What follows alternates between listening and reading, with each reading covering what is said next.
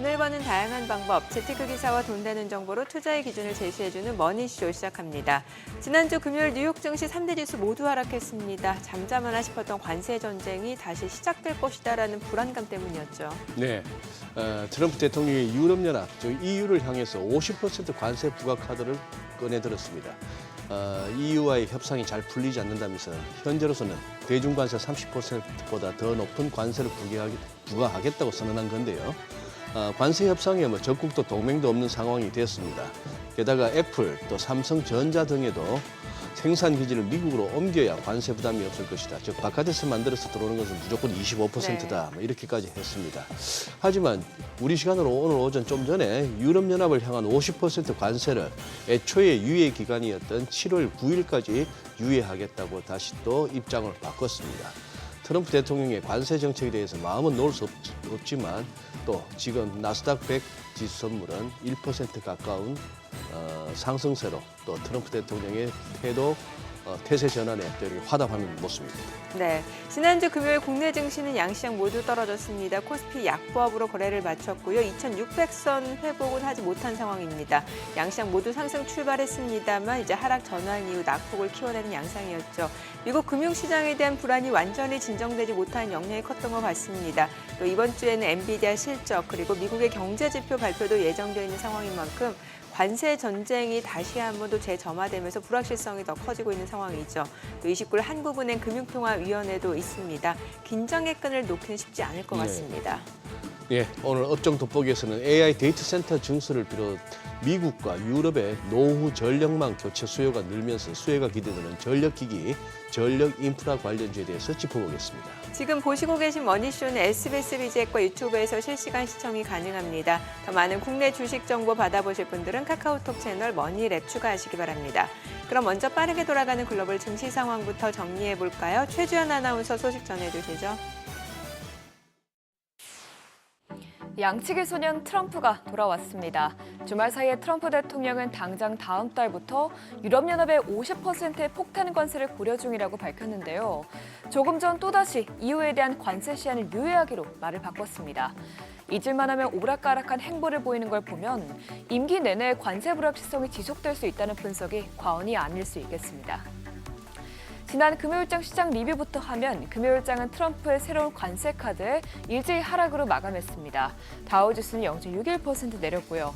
S&P 500 지수와 나스닥 지수는 각각 0.67%, 1%로 하락 마감했습니다.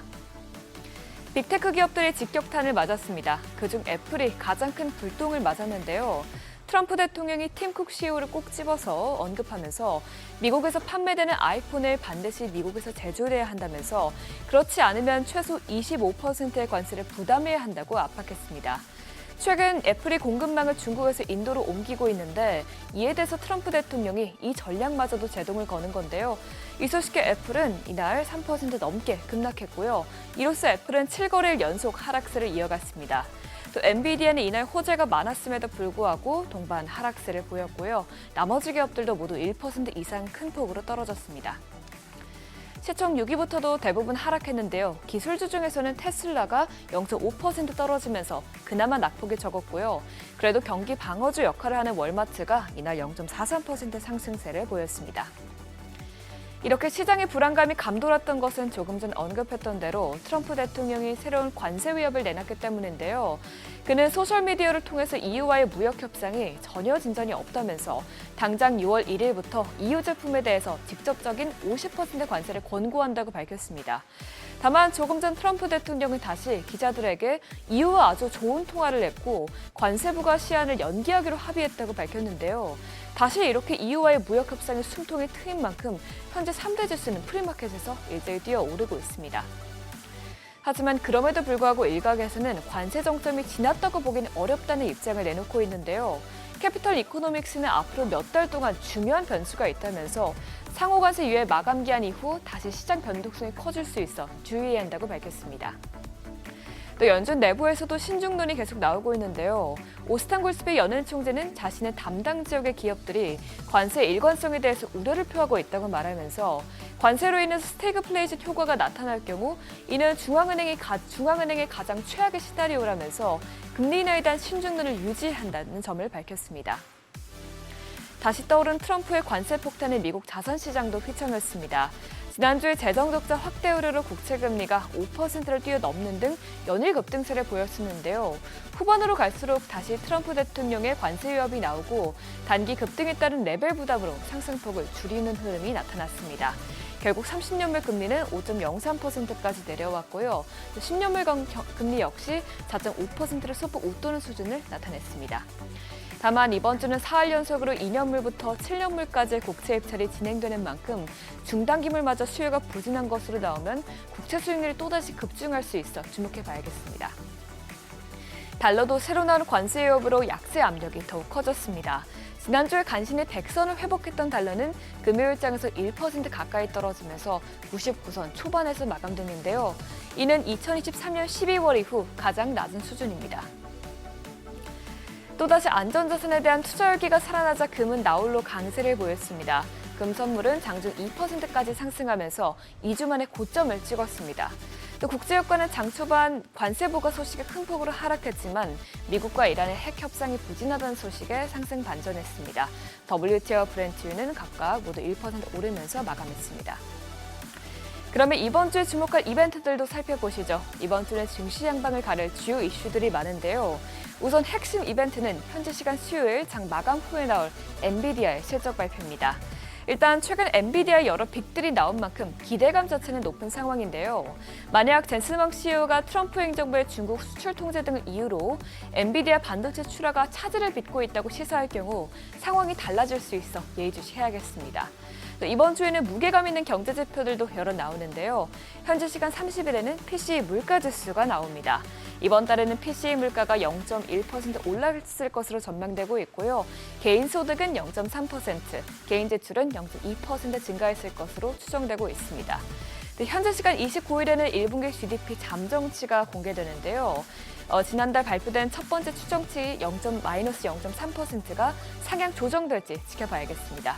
마지막으로 내일장은 메모리얼 데이로 휴장하는 점 참고하시면서 투자 전략 세우시길 바랍니다. 굿모닝 마켓이었습니다.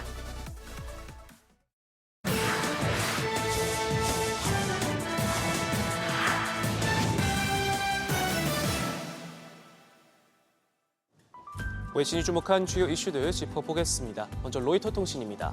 엔비디아가 미국의 수출 규제를 피해 다시 또 중국 맞춤용 저사양 AI 칩셋을 개발하고 있다는 소식인데요.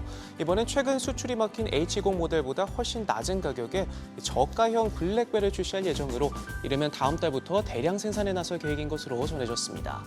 엔비디아가 새로운 중국용 AI 칩을 만드는 건 이번이 세 번째인데요. 제슨 CEO는 최근 미국의 수출 규제로 엔비디아의 중국 점유율이 반토막이 났다며 규제에 가로막힌 사이 중국 시장은 몇 년 후면 500억 달러 우리 돈 70조 원 규모까지 몸집을 키울 것이고 특히 화웨이를 콕 짚어 엔비디아가 빠진 자리를 꿰찰 수 있다. 기술 규제 무용론을 강조하고 있습니다. 일본 제철이 추진해온 미국 US-스틸 인수의 청신호가 켜졌습니다. 트럼프 대통령이 사실상 인수를 승인하면서인데요. 주말 사이 자신의 소셜미디어 계정에 양사의 계획된 파트너십이 적어도 7만 개의 일자리를 만들고 140억 달러 규모의 경제 효과를 가져다 줄 것이다 적었습니다. 일본 제철이 당초 제시한 조건보다 10배나 많은 140억 달러의 추가 투자를 약속하면서 상황이 뒤집혔는데 만약 실제로 인수가 성사되면 일본 제철은 단숨에 세계 3위 철강업체로 도약할 수 있는 발판을 마련하게 되고요. 포스코, 현대제철 등 우리 철강업계 입장에선 미국 시장 경쟁력이 악화할 수 있다는 우려가 나옵니다. 다만 트럼프 대통령이 인수 승인이라는 직접적인 언급 대신 계획된 파트너십이라는 다소 모호한 표현을 사용하면서 일본 제철이 의도한 대로 USST를 완전 자회사로 품을 수 있을지는 여전히 불분명합니다. 트럼프 대통령이 원전 강국으로 복귀를 선언했다는 뉴욕타임즈 기사도 짚어보죠. 이 주말 사이 백악관에서 원전 관련 규제를 완화하는 4개의 행정명령에 서명했는데요. 오는 2050년까지 발전 용량을 현재 4배로 늘리는 것을 목표로 여기에는 신규 원자력 발전소 허가 결정을 18개월 이내 하도록 하는 내용과 내년 7월 가동을 목표로 한 3개의 새로운 실험용 원자로에 대한 프로그램도 포함됐습니다. 눈길이 가는 부분은 미국 혼자만의 힘으로 어려울 수 있다는 지적도 나와 이 부분에서 우리나라의 기회로 작용할 수 있다는 관측도 제기되는데요. 뉴욕타임즈는 행정명령 중 에너지부의 대출 프로그램 오피스의 재원을 확보하라는 지시가 있었다며 트럼프 행정부의 정부 구조 조정으로 인력은 절반으로 줄고 하원 공화당 의원들은 관련 예산 삭감안을 제안했다고 지적했는데 미국 정부 차원의 지원이 여의치 않으면 현지 민간 부분의 투자도 기대에 미치지 못할 수 있는 만큼 그 빈자리를 한국이 채울 수 있다는 분석도 나옵니다. 소프트뱅크의 수장 손정희 회장이 미국과 일본의 공동 국부펀드 조성을 추진하고 나섰습니다. 파이낸셜 타임즈의 보도인데요. 보도에 따르면 손 회장은 스콧 베센트 미국 재무장관과 직접 관련 방안을 논의했고 양국 고위 인사들도 이런 구상의 윤곽을 보고받았습니다. 초기 자본금만 최대 3천억 달러, 우리 돈 410조 원에 달할 것으로 전망되는데요. 신문은 양국 정부가 관세 협상을 진행 중인 가운데 공동 국부펀드가 양측 모두의 구매에 맞는 방안이 될 수 있다 짚었습니다. 손 회장은 트럼프 대통령 당선 직후 제일 먼저 투자 보따리를 안겨주는 등 긴밀한 관계를 이어오면서 오픈 AI, 오라클과 함께 5천억 달러 규모의 스타게이트 프로젝트에도 손을 얹었는데 일각에선 이 프로젝트가 공동 국부펀드의 주요 투자처가 될 가능성도 제기되고 있습니다. CNBC는 일론 머스크의 소셜미디어 플랫폼 X의 서비스 장애 소식을 전했는데요. 주말 사이 한때 2만 5천 건이 넘는 신고가 들어오는 등 3시간가량 지속되다 현재는 대부분 해결된 것으로 추정됩니다. 지난 22일에도 거의 하루 동안 일부 기능이 멈췄었는데 외신들은 회사의 임대 데이터 센터에서 발생한 화재와 관련이 있을 것으로 추정하고 있고요. 사측은 구체적인 원인 등에 대해서는 언급하지 않았지만 머스크는 자신의 X 계정에 다시 24시간 내내 회사에서 지내면서 회의실에서 잘 것 같다라는 글을 남기기도 했습니다. 마지막으로 특허 괴물로 불리는 미국 특허관리법인 넷리스트가 삼성전자를 상대로 다시 또 소송을 제기했다는 블룸버그 통신 기사 살펴보죠. 이번에는 인공지능 핵심 부품인 고대역 폭배물의 HBM이 표적이 됐는데 넷리스트는 삼성전자의 HBM 제품군이 자사의 적층형 메모리 다이 기술 특허를 침해했다고 주장했습니다. 그러면서 삼성의 침해가 고의적이라고 주장하면서 미국 특허법에 따라 손해배상액의 최대 3배를 청구할 수 있는 조항도 함께 적용할 것을 요청했습니다. 삼성과 넷리스트 간 특허 분쟁은 이번이 처음이 아닙니다. 양사는 수년간 메모리 기술을 둘러싸고도 첨예하게 대립해오기도 했는데 업계는 넷리스트가 이번 케이스와 관련해서 오랜 기간 준비 끝에 소송을 제기한 것으로 보인다며 지식재산권을 통해 로열티 수익을 극대화하려는 움직임으로 분석하고 있습니다. 지금까지 글로벌 비즈였습니다. 지난 금요일장에서 이슈가 있었던 업종 살펴보는 기업 이슈 시간입니다. 먼저 트럼프 대통령이 밀어붙이는 대규모 감세안이 결국 미국 하원의 문턱을 통과했습니다. 이에 미국의 재정 적자가 커질 거란 우려가 확대되면서 국채 금리까지 치솟자 뉴욕 증시도 기술주를 중심으로 연일 약세를 보였는데요. 이 삭풍이 우리 증시에 전해졌을 뿐더러 특히 인플레이션 감축법에 근거한 세액 공제가 대폭 축소되면서 국내 2차 전지 업종에 미칠 악영향이 우려되고 있습니다. 그러나 다행인 건 국내 배터리 업계가 우려했던 첨단 제조 생산 세액 공제 폐지 시점이 1년 앞당겨지는 것으로 유지되며 사실상 생존했는데요. 여기에 더해 미국의 배터리 셀과 모듈에 대한 생산 보조금 액수도 현행과 동일하게 유지될 것으로 보이죠. 이에 따라 실제로 업계가 받는 영향은 제한적이란 평가가 나오면서 K배터리는 그나마 한숨을 돌릴 수 있었습니다. 마감 상황 보면 NNF 8.57% 크게 빠졌고요. 알루코와 원익PN이 7% 넘게 하락했고 이수 스페셜티 케미컬 5.27%, 유일 에너테크도 5% 넘게 하락했습니다. 트럼프 행정부의 감세안은 태양광 관련주에도 폭탄을 던졌는데요. 트럼프 대통령은 그간 재생에너지에 대해 신종 녹색 사기라고 비난해왔었죠. 이에 따라 공화당이 감세에 필요한 재원을 마련하기 위해 인플레이션 감축법에 근거한 청정에너지 세액 공제를 대폭 축소했습니다. 법안 제정 60일 이내에 착공하고 2028년 말까지 가동을 시작한 시설로 세액 공제의 대상을 크게 한정했는데요. 이로 인해 현재 미국 태양광협회는 향후 미국에 있는 공장 300여 개가 문을 닫고 29만 개가 넘는 일자리가 사라질 수 있다고 우려를 표하고 있습니다. 이에 뉴욕 증시에서 관련주가 폭락하기도 했는데 이 흐름이 미국을 넘어서 전 세계 청정에너지 관련 산업을 위축시킬 것으로 보이면서 우리 기업들도 영향을 받았습니다. 마감 상황 보면 하나솔루션 11.41% 크게 빠졌고요. SDN과 레이크 머티리얼즈 또 파루까지 모두 4% 넘게 하락했고 OCI 홀딩스도 3.55% 하락으로 마감했습니다. 이처럼 재생에너지엔 칼을 빼든 트럼프 대통령이지만 원전엔 긍정적이죠. 트럼프 대통령이 원자력 산업 활성화를 위한 행정명령 서명을 준비 중이라는 소식이 전해지면서 관련주가 강하게 시세 분출했습니다. 그리고 결국 현지 시간 23일 서명했는데요. 앞서 트럼프 대통령은 취임 첫날 에너지 비상사태를 선언하며 관련 정책에 특히 관심을 보였었죠. 이번에도 이제는 원자력 시대라며 원전 사업을 매우 크게 추진할 거라고 강조했는데요. 이에 따라 행정명령엔 새 원자로 승인 절차를 최대 18개월 이내로 단축한다는 내용 등이 담겼는데 향후 25년 내로 원자력 발전 용량을 4배로 하는 것을 목표로 하고 있습니다. 마감 상황 보면 에너토크 상한가 기록했고요. 태웅도 22% 넘게 시세 분출했고 한신기계 19.45%, S&T에너지 18.63%, 서전기전도 14% 넘게 강세 보였습니다. 마지막으로 엔터주가 2분기 실적 반등을 향해서 시동을 걸고 있습니다. BTS와 블랙핑크 등 주요 아이돌 그룹의 컴백으로 엔터사 실적 개선 기대가 커지고 있는데요. 이에 따라 주요 엔터테인먼트 4개 회사인 하이브, SM, JYP, YG의 합산 영업이익이 1,748억 원으로 전년 동기 대비 136% 넘게 증가할 것으로 예상되고 있습니다. 또 합산 앨범 판매량은 1,970만 장으로 전년 동기 대비 13.5% 증가하고 공연도 211회차로 약 360만 명을 기록할 거란 전망인데요. 여기에 더해 올해 초부터 중국 한한령이 해제될 거란 기대감도 계속해서 호재로 작용하고 있습니다. 마감 상황 보면 먼저 아센디오는 사명 변경 이후 콘텐츠 중심의 신사업 진출을 통해 화려하게 부활하면서 11% 넘게 뛰었고요. RBW 9.49%, 노머스도 7% 넘게 시세 분출했고 디어유 6.4%, YG 엔터테인먼트도 5.48% 강세 보였습니다. 지금까지 지난 금요일장 이슈 전해드렸습니다.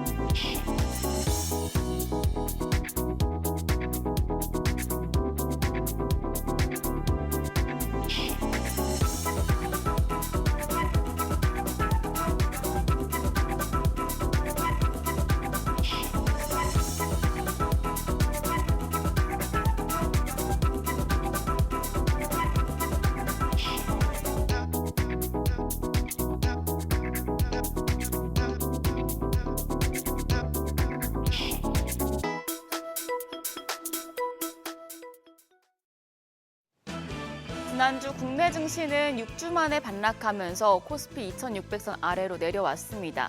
더 내려가느냐 아니면 반등하느냐 지금 갈림길에 서 있습니다. 우리가 쉬는 사이에 트럼프 대통령 다시 관세 카드를 꺼내 들었는데 이번 주에 한은 금통위와 엔비디아 실적 발표 등 빅 이벤트가 예정돼 있는 만큼 시장은 주 후반으로 갈수록 방향을 잡아가겠습니다. 그럼 전일장 복귀하면서 이번 주 투자 포인트 확인하시죠.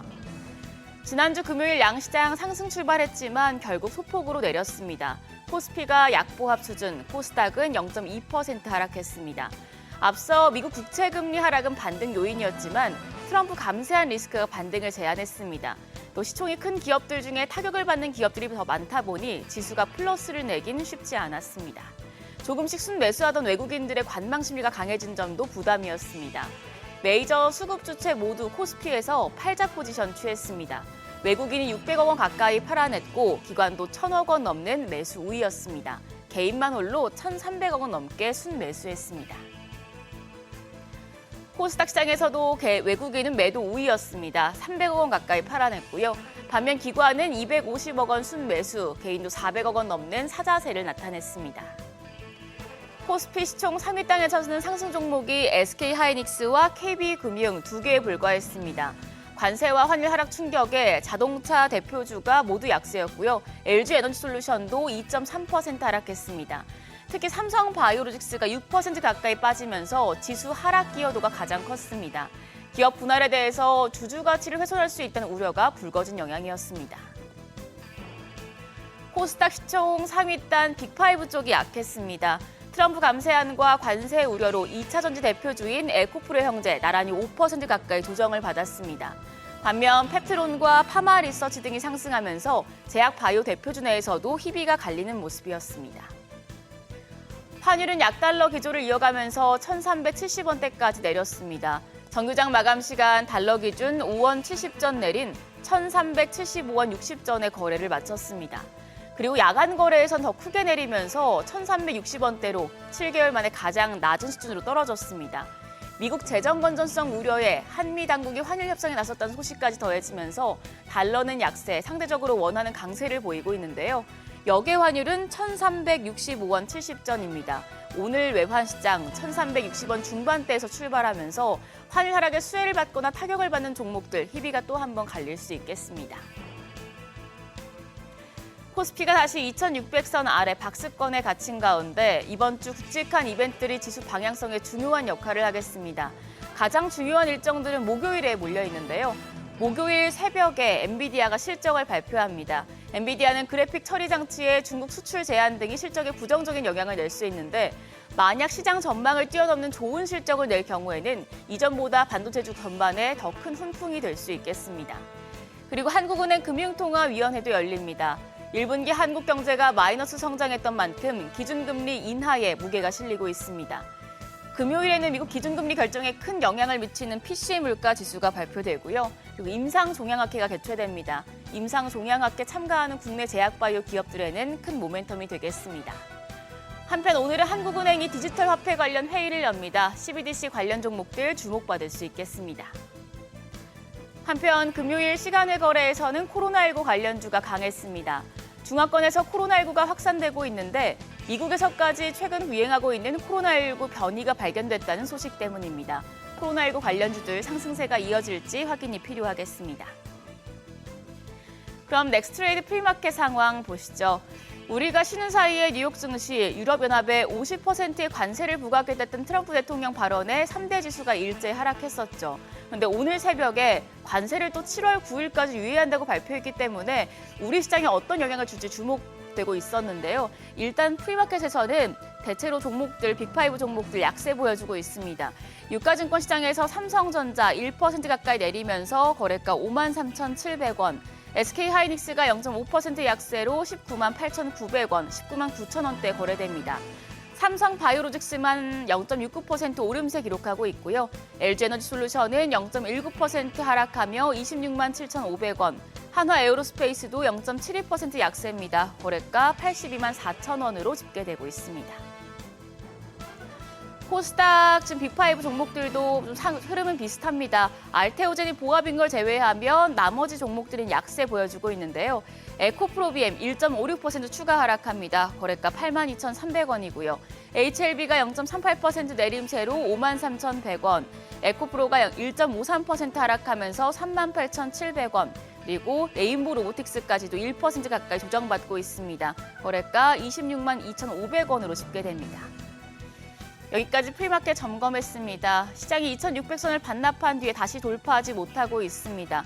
여러 이벤트들이 예정돼 있는 만큼 장 초반에 좀 뚜렷한 반등이 어려울 수는 있겠는데요. 환율 하락에 따른 외국인 순매수 확대 가능성도 존재합니다. 오늘도 수급과 환율 상황까지 꼼꼼하게 체크하시면서 대응하시길 바랍니다. 지금까지 어제장 오늘장이었습니다.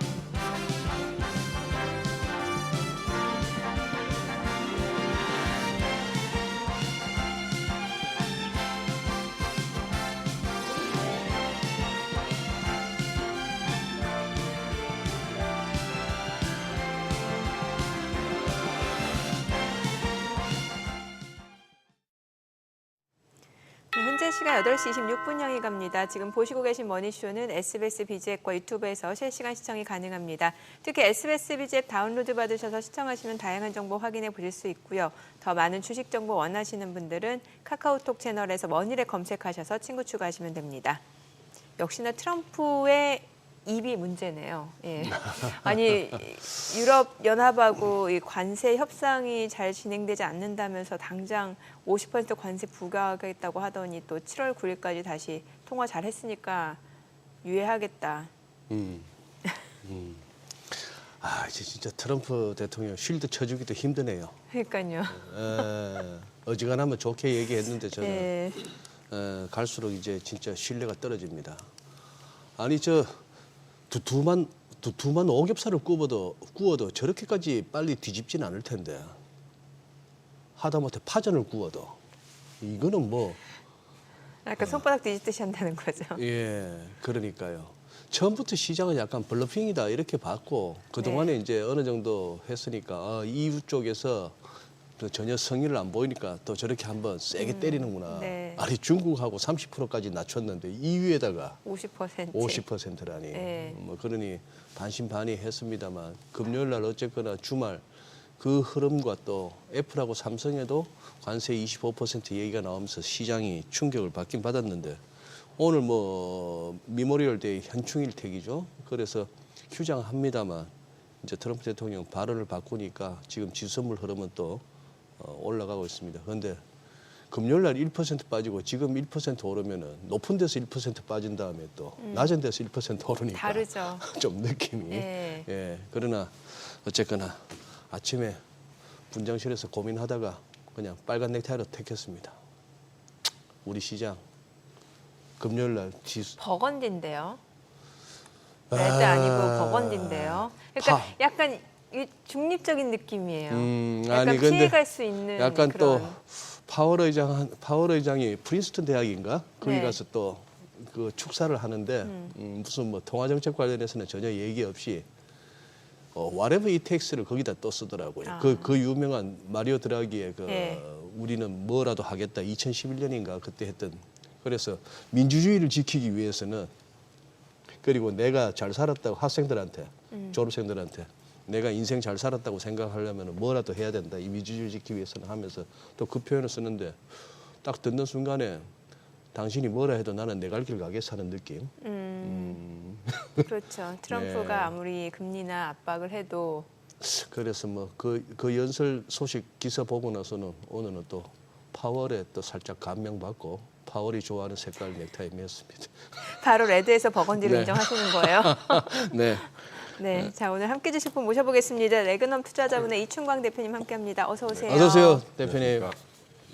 약간 이렇게 뭐 저만큼이나 이렇게 트럼프 대통령 이렇게 우호적으로 봐 주셨던 이 대표님 이번 건 또 이해해 주실 만합니까? EU 관련해서 저 발언. 뭐 예상했던 예상했던. 전략이라는 게 워낙 뭐 예측 불가로 그냥 이랬다 저랬다 하면서 사람이 마음을 흔들어 놓는 그래서 아직까지는 이해가 되고 있습니다. 아직까지는 그래서 이해돼요. 저는 뭐 해묵은 얘기지만 4월 2일 날은 조금 놀랐습니다. 저도 4월 2일 날은. 그 판때기 갖고 나와서 네, 예, 예. 그때는 좀 도대체가 헷갈리더라고요. 지금은 그 며칠 있다가 스카페센트가 또 이거는 협상 전략이다라고 네. 얘기도 해줬고 네. 네. 그래서 폭스 비즈니스에서 사실 저는 최근에 예. 정책이라든가 이제 펀더멘털에 영향을 미칠 수 있는 요소들은 트럼프의 말보다는 이제 스카페센트의 말이 굉장히 중요하다고 생각하고 있고요. 지난주에 뭐 화면 띄워주실지 모르겠지만 스카페센트가 인터뷰 폭스 비즈니스하고 인터뷰를 하면서 몇 가지 중요한 언급을 몇 가지를 하더라고요. 네. EU는 컬렉티브 액션 프로블럼이 있는 지역이다. 그러니까 한 20몇 개 지역 국가가 이렇게 묶어서 한 국가처럼 움직이는데 네. 뭐 소장님 잘 아시겠지만 역대 이제까지 한 단일의 목소리를 낸 적도 별로 없고 EU에서. 워낙 네.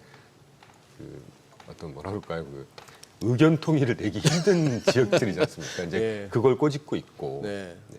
그리고 제일 마지막에 뭐 몇 가지가 있습니다만 쭉 빼고 제일 마지막 제가 관심 있게 봤던 거는 의회 지출 이번에 이제 그 법안이 되면서 상원에서 핑퐁을 살짝 할지 모르겠습니다. 보통 하원에서 결의를 하면 상원은 거의 그냥 패스트루 하긴 하는데 그래서 그게 성장에 기여를 할 거다. 지난주에 왜 우리가 뭐 세수 부족에도 불구하고 성장을 확대시키면 모든 게 해결된다는 그런 멘트 있었지 않습니까?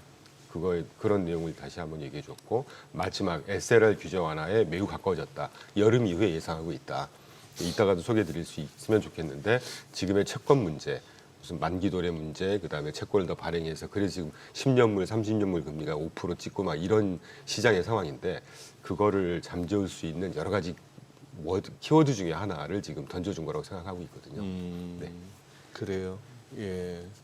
그러면 저기 뭐 애플하고 지금 애플 주가가 심상찮은데 지금 한 8거래일째 빠지고 있나 그런 그죠, 상황인데 애플과 삼성의 그 스마트폰에 대해서 얘기한 거 이 부분도 그러면 또 번복이 가능할까요?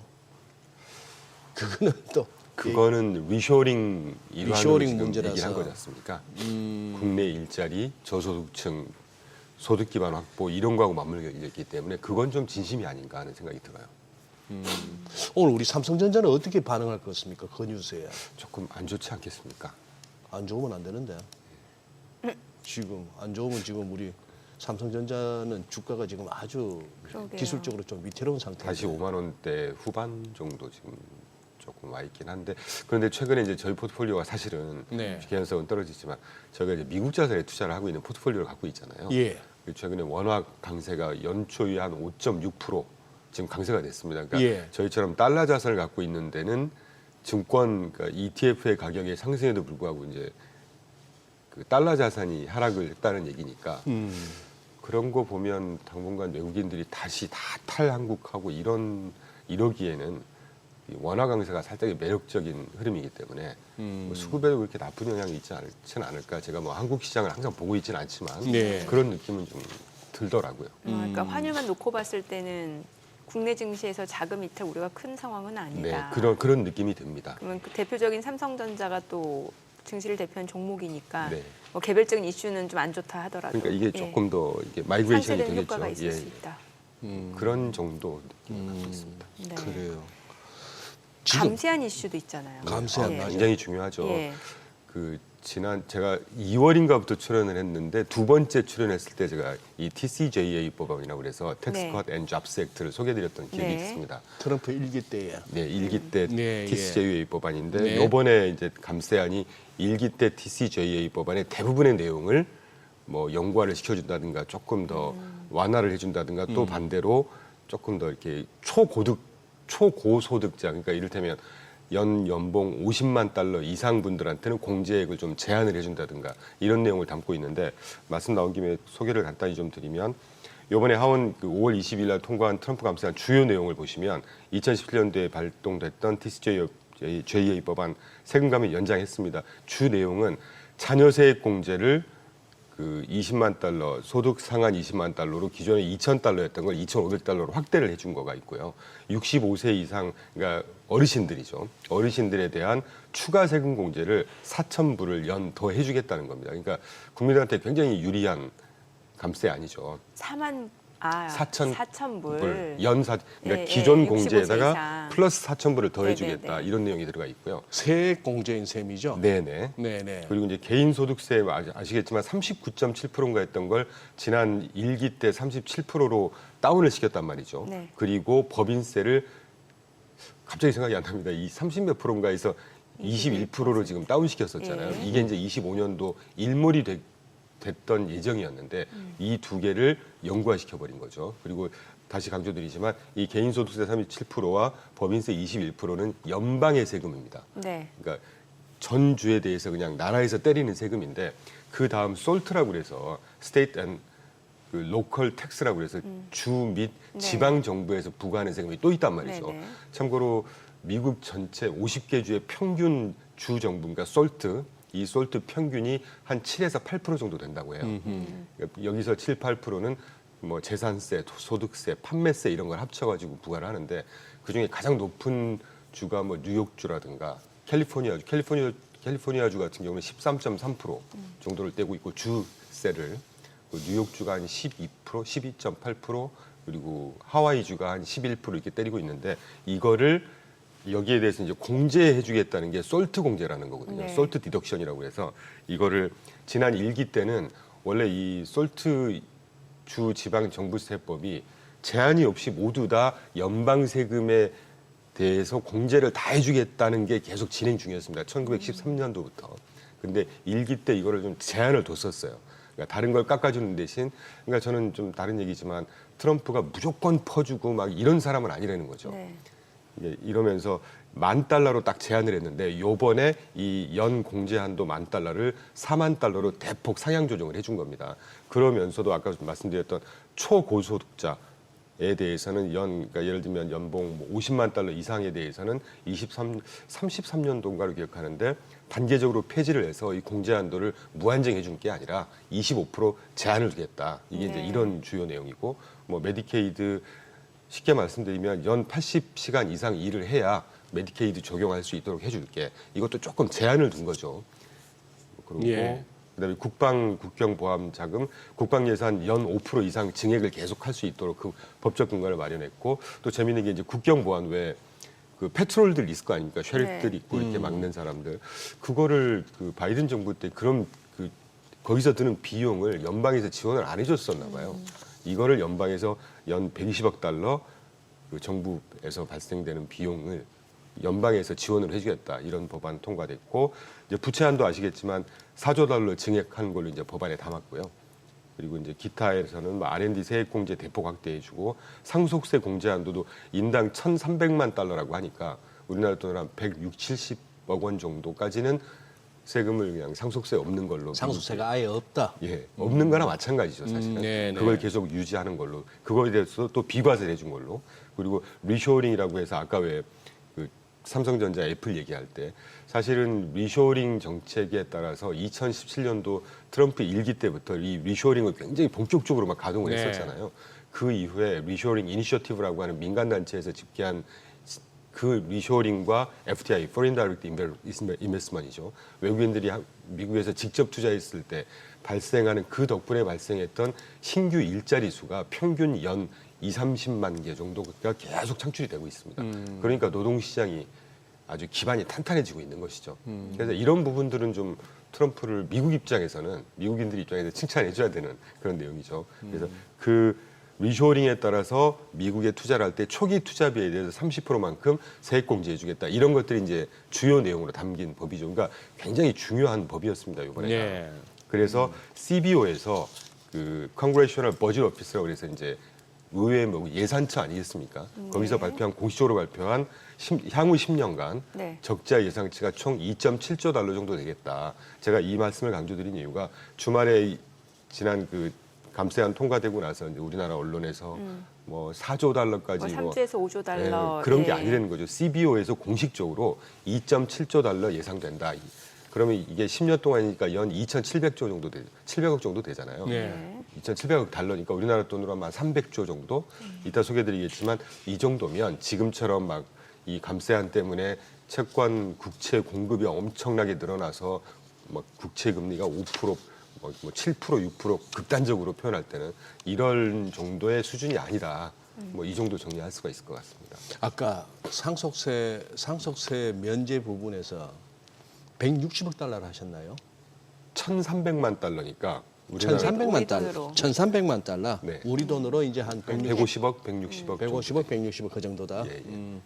아, 그러면 트럼프 대통령한테는 적용 안 되는 거구나. 그렇죠. 혹시나 싶어서. 그러니까 이제 영향력은 크진 않지만 요번에 하원 통과한 감세안을 보면서 무조건 퍼주는 법은 아니더라고요. 그러니까 부자 꼼꼼하게 감세는 제가 아니라는 얘기 그렇죠. 많아요. 초부자들한테는 감세가 아닙니다. 예. 이게. 그 주지방 정부 아까 솔트 디덕션, 네. 주지방세 공제 한도도 $50만 연봉 이상 소득자에 대해서는 단계적으로 25% 한도로 계속 줄이는 걸로 지금 담아져 있다는 얘기죠. 그러니까 무조건 퍼주고 이거 아니라는 겁니다. 그러니까 굉장히 제 눈에는 균형 있는 그 감세 아니더라고요. 오히려 또 사회복지 지출은 또 축소하는 거죠. 그러면. 그렇죠. 이제 그런 것들이 아까 왜 언론에 따라서는 뭐 $5조 막 앞까지가 날 거고 네네. 부족할 거고 이게 아니더라 이거죠. 예. 그래서 그러면 그쪽으로 쉽게 얘기해서 뭐 중산층의 어떤 그러니까 예, 저소득층, 중하위층은 중산, 조금 그렇죠. 더 세금을 덜 걷게 해주고 되는 거고 예. 초고소득자, 예. 초부자들한테는 조금 더 혜택을 줄이면서 예, 균형감 있게 했다는 생각이 들더라고요. 제가 볼 때는. 근데 이제 각자 이제 중산층이냐, 뭐 고소득층이냐, 아니면은 진짜 하루하루 생활이 이제 고달픈 네. 그쪽이냐에 따라서 좀 메디케이드 부분의 축소만 하더라도 메디케어하고 메디케이드가 그거잖아요. 메디케어 같으면 그 고령자에 대한 의료보험이고 네네. 메디케이드가 저소득층에 대한 그렇죠. 그건데 저쪽에 이제 여러 가지 제약이 들어가는 거 아닙니까? 메디케이드 쪽에. 요번에 실제 아주 중요한 것들 중에 하나가 이제 80시간 이상 근로해라. 그래야 혜택을 줄게. 80시간을 하면 한 월, 주 80시간. 주 80시간. 조금 그럼 뭐 터프하죠. 주 80시간을 일한다. 야, 월화수목금 5일은 하루에 16시간 토일 쉰다 하더라도 18시간, 16시간. 말이 안 되는데. 조금 터프하긴 한데 예. 거기에 들어가 있는 정신은 그냥 일 안 하고 놀면서 혜택 받을 생각하지 마라. 그 얘기. 예. 그건 저는 이런 면에서 볼 때 조금 균형이 있는 감세안이라고 생각이 듭니다. 근데 일단은 받던 혜택을 못 받으면 일단 사람들은 이제 반감이 생기기 마련이니까. 그러니까 일을 해야 되겠죠. 혜택을 받으려면. 근데 이 소위 말하는 이 크고 아름다운 원 원빅 빅 뷰티풀 뷰티풀 빌 예. 액트 이게 보니까 1116쪽이래요. 총 법안이. 맞아요. 이거 누가 읽겠어요, 이거? 의원들이. 사실은 우리나라 법안도 제대로 본 분들이 몇 분이나 되겠습니까? 그러다 보니까 이제 자꾸 이제 미국 언론이나 뭐 할 것 없이 좀 까칠한 사람 쪽에서는 이 항상 이제 악마는 디테일에 있다고. 아, 이 전체 이 법안 중에 다들 그렇게 뭐 한데 뭐가 없나 자꾸 뒤지고 있더라고요. 막 뭐 악성 코드 있다 이런 얘기 악성 나오고. 코드 있다는 얘기가 나오고 뭐 그렇게 하는데. 뭐 행정부 트럼프 행정부 제동을 건 그 가처분 명령 자체를 음, 무력화시키는 거다. 뭐 그런 거예요. 뭐 뭐 연방법원에, 그런 조안이 있다 예. 이런 얘기도 이제 뉴스에 나오는데 그런 거는 이제 미국 주류 언론들이 딱 확대 재생산하기 좋은 이제 콘텐츠이긴 합니다만 지금 문제는 상원으로 넘어갔는데 이 BBB가 조금 이렇게 공화당 내에서도 일부가 그걸 하네요. 이런 식으로 가면은 아예 의회 예산국인가요? 이런 식이면 향후 한 10년 동안 4조 달러 가까이 한 3조 8천억 달러 적자가 는다. 지금 일부 공화당 의원들도 상원 의원들도 그런 시각을 갖고 있어가지고 좀 칼 좀 대겠다는 얘기를 하네요. 건강한 협의의 과정이죠. 그렇죠. 그렇게 네. 해야죠. 무조건 통과시키기보다는 이제 그렇게 따질 건 따지면서. 네네.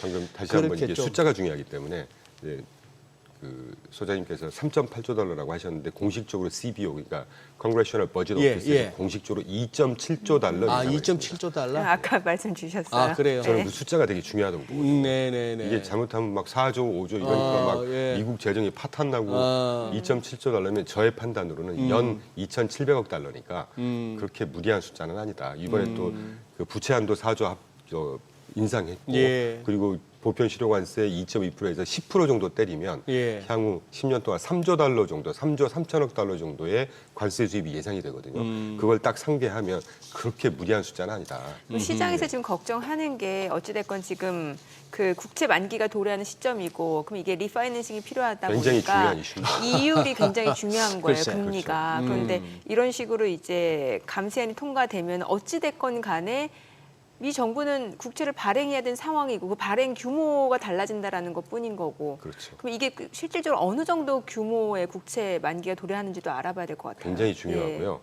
이 문제가 지금 미국 국채 금리 상승 이거에 아주 가장 큰 영향이 네. 있는 것 같아서 제가 차트를 몇 개 많이 예, 준비했어요. 예. 조금 설명을 드리겠습니다. 네. 예. 그 지금부터 보시면 미 국채 총 발행량이 정확하게 36조 달러 정도 발행이 돼 있습니다. 지금 36조 달러. 예. 그러니까 미국 GDP가 30조 달러니까 정확히 미 정부 부채가 120%라는 거거든요. 네네네. 참고로 말씀드리면 지난주에도 제가 강조드렸듯이 우리가 국가의 부채를 얘기할 때는 정부 부채만 얘기하면 안 된다고 저는 생각합니다. 가계부채, 기업부채. 가계부채, 기업부채, 정부 부채를 총 합쳐서 얘기해야 되고요. 이른바 국가 부채. 네. 참고로 우리나라의 국가 총 부채가 GDP 대비 250% 또는 260%. 우리나라가요. 네. 미국이 240%, 230%. 일본 달러를 제외하고 가장 믿고 있는 기축통화인 일본이 360% 됩니다. 참 꼭 참고해 주시고요. 그러니까 이 달러와의 신뢰가 뭐 무너지고 그런 만한 상황이 아니다는 거고 그 다음 페이지를 보시면 이 36조 달러 중에 25년도, 26년도, 27년도 제가 빨간 박스 그려놓은 네. 향후 3년 동안 38.6% 정도가 한 14조 정도가 만기가 도래를 합니다. 그 중에 지금 막대기 제일 높은 게 금년이네요. 올해입니다. 예. 자, 그리고 그 다음 페이지를 보시면 올해 발생되는 만기 도래 총 규모가 9.2조 달러예요. 이 숫자는 정확합니다. 왜냐하면 뭐 Treasury Borrowing Advisory Committee인가요? 뭐 한국 이름으로 뭐라고 부를지 모르겠는데 재무부의 뭐 차관 뭐 자문위원회 에서 공식적으로 발표한 숫자거든요. 예. 네. 근데 올해 9.2조 달러 중에 제가 위에 좀 빨강색으로 쭉 색깔을 그려놓은 올해 6월 달까지 상반기에만 70%가 만기가 집중돼 있어요, 지금. 아, 그러니까 지금 국채 금리 시장이 요동을 치는 겁니다, 이것 때문에. 네. 만기가 굉장히 지금 많이 돌아요. 말씀하신 대로 이 표를 보다 보니까 1, 2, 3, 4 아직은 5월 중입니다만 1, 2, 3, 4 상황 규모 숫자를 보니까 시장이 편안할 수가 없었네요. 그렇죠. 6월까지는 이런 시장이 좀 연출이 될 거다라는 생각을 하고 있고 그 옆 페이지는 제가 뭘 보여드리려고 이렇게 해놨냐면 비슷한 숫자긴 한데 2025년 1월 보시면 쭉 만기 집중액이 365 숫자가 보이실 텐데 이 365가 먼저 보셨던 그래프에서는 1,100억 달러거든요. 그러니까 10억, 1조 1,000억 달러 중에 365니까 이게 무슨 말이냐면 지금 보시는 박스에서는 그러니까 초단기 1년 미만짜리들은 산입이 안 돼 있어요, 지금. 네. 그러니까 간단히 요약해드리면 올해 9.2조 달러의 만기가 도래하는 국채 중에 예. 만기별로 보면 예. 1년 미만짜리가 한 30% 정도 되고요. 예. 그리고 1년에서 10년 미만 요 중기가 한 55% 됩니다. 예. 10년부터 30년짜리 초장기가 한 20 몇 프로 정도 돼요. 이래서 예. 딱 100% 9.2조 달러가 만기가 도래를 하거든요. 그러니까 아까 언급해 주신 대로 지금 이 먼저 보셨던 그래프를 딱 보시면 상반기에 왜 이렇게 국채 금리가 30년물 같은 경우 5% 찍고 막 10년물 금리가 지금 4.5 다시 가고 이해가 딱 되시지 않으세요? 그런데 지금 한번 보시면 미국 국채를 갖고 있는 전 국가가 최근에 지난주까지만 해도 중국에서 미국 국채를 뭐 26조 달러 정도를 팔았다 뭐 이런 네. 얘기 또 있었지 않습니까? 예. 정확히 또 한 달 전에 일본에서 26조 달러 팔았다. 이러니까 금리가 다시 뜰 수밖에 없다. 미국 국채를 다 던지고 있다. 지금 정확히 보이시는 그래프 중에 중국 빨강색 중국을 제외하고 나머지 모든 국가들이 다 국채를 사고 있습니다. 적어도 지난 3월까지 보면 이 수치가 항상 한 2달 이연에서 발표를 하더라고요. 그래서 1월부터 2월, 2월부터 3월인데 이 그래프를 보시면 빨강색 중국만 조금 팔고 최근에 이제 멈칫하고 있지만 다른 지역의 국가들 영국, 벨기에, 룩셈버그, 캐나다 모두 다 미국 국채를 적어도 3월까지 보면 국채를 다 사고 있다는 걸 우리가 확인할 수가 있고 저기서 벨기에가 오른쪽 끝부분에 봤을 때 제일 위에 있는 검은색 선이 벨기에죠. 그렇지 않습니까? 그 점선으로 되어 있는 건 그랜드 토탈이고요. 예? 그랜드 토탈입니다. 모든 점선으로 되어 있는 게 총 총 토탈이고 매수량. 그다음에 파란색이 일본 아닙니까? 그다음 두 번째 칸 네, 점선 맞습니다. 일본, 빨강색이 중국이고 중국. 그 바로 밑에 있는 주황색이 영국이고요. 주황색이 영국이고. 예, 그리고 이제 벨기에는 저 아래 저 파란색이에요. 아래에서 제일 끝에 기준으로 아래에서 네 번째 정도 되는데 제가 점선은 합계구나. 네. 근데 벨기에가 아시겠지만 벨기에가 돈이 많아서 미국 국채를 직접 산 것도 있겠지만 벨기에가 세델이라고 하죠. 그 국채 통화 뭐라고 그러죠? 사고 팔고를 해주는 그거를 커스터디언 뱅크가 거기 있거든요. 그러니까 거기 출처를 반영하는 것 같아요. 아, 그러면 저 벨기에 같은 저런데 룩셈부르크 같은 데는 명의가 누구 건지를 좀 봐야겠구나. 그러니까 벨기에나 룩셈버그 안에는 예. 중국이 여기를 글쎄. 통해서 살 수도 있다는 얘기입니다. 그러니까요. 네. 그러니까 모든 국가들이 다 미국 국채 오히려 사고 있다는 걸 우리가 좀 살펴볼 필요가 있다는 것이고. 근데 왜 이렇게 빠지죠? 아니, 저 채권 가격이 국채 가격이 민간에서 빠지고. 좀 던지는 거겠죠. 민간에서. 예, 민간 투자자들이 좀 던지는 거겠죠. 그런데 제가 정작 이 여러 차트를 통해 설명드리고 싶은 것은 이럼에도 불구하고 지금 연결되는 차트를 좀 띄워주시면 좋겠는데 제가 지난주부터 미국 정부가 드라이 파우더 실탄을 많이 갖고 있다고 계속 강조를 하고 있습니다. 네. 연준만 해도 뭐 정책 금리를 인하시켜 줄 수도 있겠죠. 지금 정책 금리가 전 세계 주요 중앙은행에서 가장 높은 수준이잖아요. 상당 기준 4.5. 그리고 우리 한국도 이번에 이제 금융통화위원회에서 한 0.2%, 0.25% 인하시킬 거라고 중론이 나오고 있고 유럽 계속 인하시키고 있고 지금 보시는 대로 페드가 결정주가 제일 높은 수준입니다. 그러니까 이 국채 금리의 문제든 경기 펀더멘털의 문제든 이게 좀 훼손이 된다 하는 시기가 오면 그게 확인이 되면 뭐 빅스텝, 자이언트 스텝도 충분히 가능한 지금 실탄을 갖고 있다는 상황이고 그리고 QT를 또 종료를 해주는 것도 시중에 자금을 공급함으로써 그 자금 공급된 유동성이 채권을 살 수 있는 여력이 되지 않겠습니까? 그리고 뭐 양쪽 하나 오퍼레이션 트위스트 충분히 지금도 맘만 먹으면 가동할 수 있는 수단 중에 하나죠. 네. 오퍼레이션 트위스트 네. 단기를 장기로 네. 해서 사는 거. 단기 팔고 장기 사는 거 네, 네. 연준 입장에서 그리고 뭐 자주 쓰진 않지만 공개시장 조작 툴 중에 바이백 같은 경우 충분히 가능합니다. 미국 연준에서 그냥 네. 장기물 국채 우리가 사줄 테니까 이거 네가 떠안아 뭐 이럴 수 있는 바이백도 가끔 쓰거든요. 예. 이렇게 되면 금리가 우리가 우려하는 것처럼 막 그 30년물 금리가 5%, 6% 초과해서 가고 저는 그럴 리가 없다고 보고 있고 이런 만기 도래가 올해부터 계속해서 향후 2년 동안 절반 한 40% 이상 만기가 도래하고 있기 때문에 아까 언급해 주신 대로 미국 국채 금리를 안정시킬 수밖에 없고요. 미국 정부 입장에서는 그럴 수 있는 툴이 충분히 있고 마지막으로 아까 SLR 말씀 나왔었잖아요. 예. 스캇 베센트가 그러니까 굉장히 중요한 발표한 겁니다. 이거 네. Supplementary Leverage Ratio라고 해서 BIS에서 전 세계 은행들을 이제 건전성을 관리 감독하는 기관이잖아요. 거기서 금융기관 은행들한테는 니네 엑스포저 투자한 대비 자본을 한 3%를 반드시 지켜 건전성을 감독하는 것이죠. 그런데 GSIB라고 해서 지금 보시는 글로벌 시스테믹 임포턴트 뱅크라고 해서 초대형 은행들 우리나라 말은 뭐 국민은행이나 네. 미국 같으면 체이스뱅크 이런 데죠. 거기는 BIS 권고 3% 대비해서 5% 정도를 더 좀 속된 편으로 빡세게 규제를 하고 있습니다. 이거를 3%로 인하시켜주겠다는 게 SLR 규제 완화예요. 2월 16일 날 차관, 제가 이름까지 기억이 안 나지만 재무부 차관이 나와서 지금 SLR 규제 완화할 거 검토 중이야. 데스크에서 지금 검토 중이야라고 얘기한 이후에 5월 15일 날 포드 파이낸셜 타임즈에서 재무부 고위 관료 인용을 하면서 지금 검토 중이고 곧 시행할 거야. 그러더니 지난주에 스캇 베센트가 확실히 얘기해 줬지 않습니까? 여름 지나면 이거 곧 시행할 거야. 이 말이 무슨 말이냐면 GSI 그러니까 외국인 투자자들 뭐 경매 이거 다 빼고 네. 이 SLR 규제 완화를 통해서 미국 은행들한테서만 5%였던 걸 3%로 규제 완화를 해주지 않습니까? 그러면 미국 국채를 살 수 있는 여력이 1.77조 달러에 달한다고 합니다. 이게 얼마나 큰 규모냐면요. 일본이 지금 갖고 있는 미국 국채량이 1.1 트릴리언 달러입니다. 이러면 미국 국채 금리에 대한 우려는 크게 할 필요가 없겠다는 걸 제가 네. 꼭 오늘 좀 강조를 하고 싶었어요. 아, 그래요. 알겠습니다. 네. 자, 지금 시각 8시 53분이 나갑니다. 오늘 양시장 호가 상황 좀 체크해 보겠습니다. 먼저 코스피부터 좀 볼게요. 오늘 코스피 0.3% 하락 예상되고요. 예상 체결지수 2,586포인트, 코스닥도 소폭 하락 예상됩니다. 714포인트로 집계가 되고 있죠.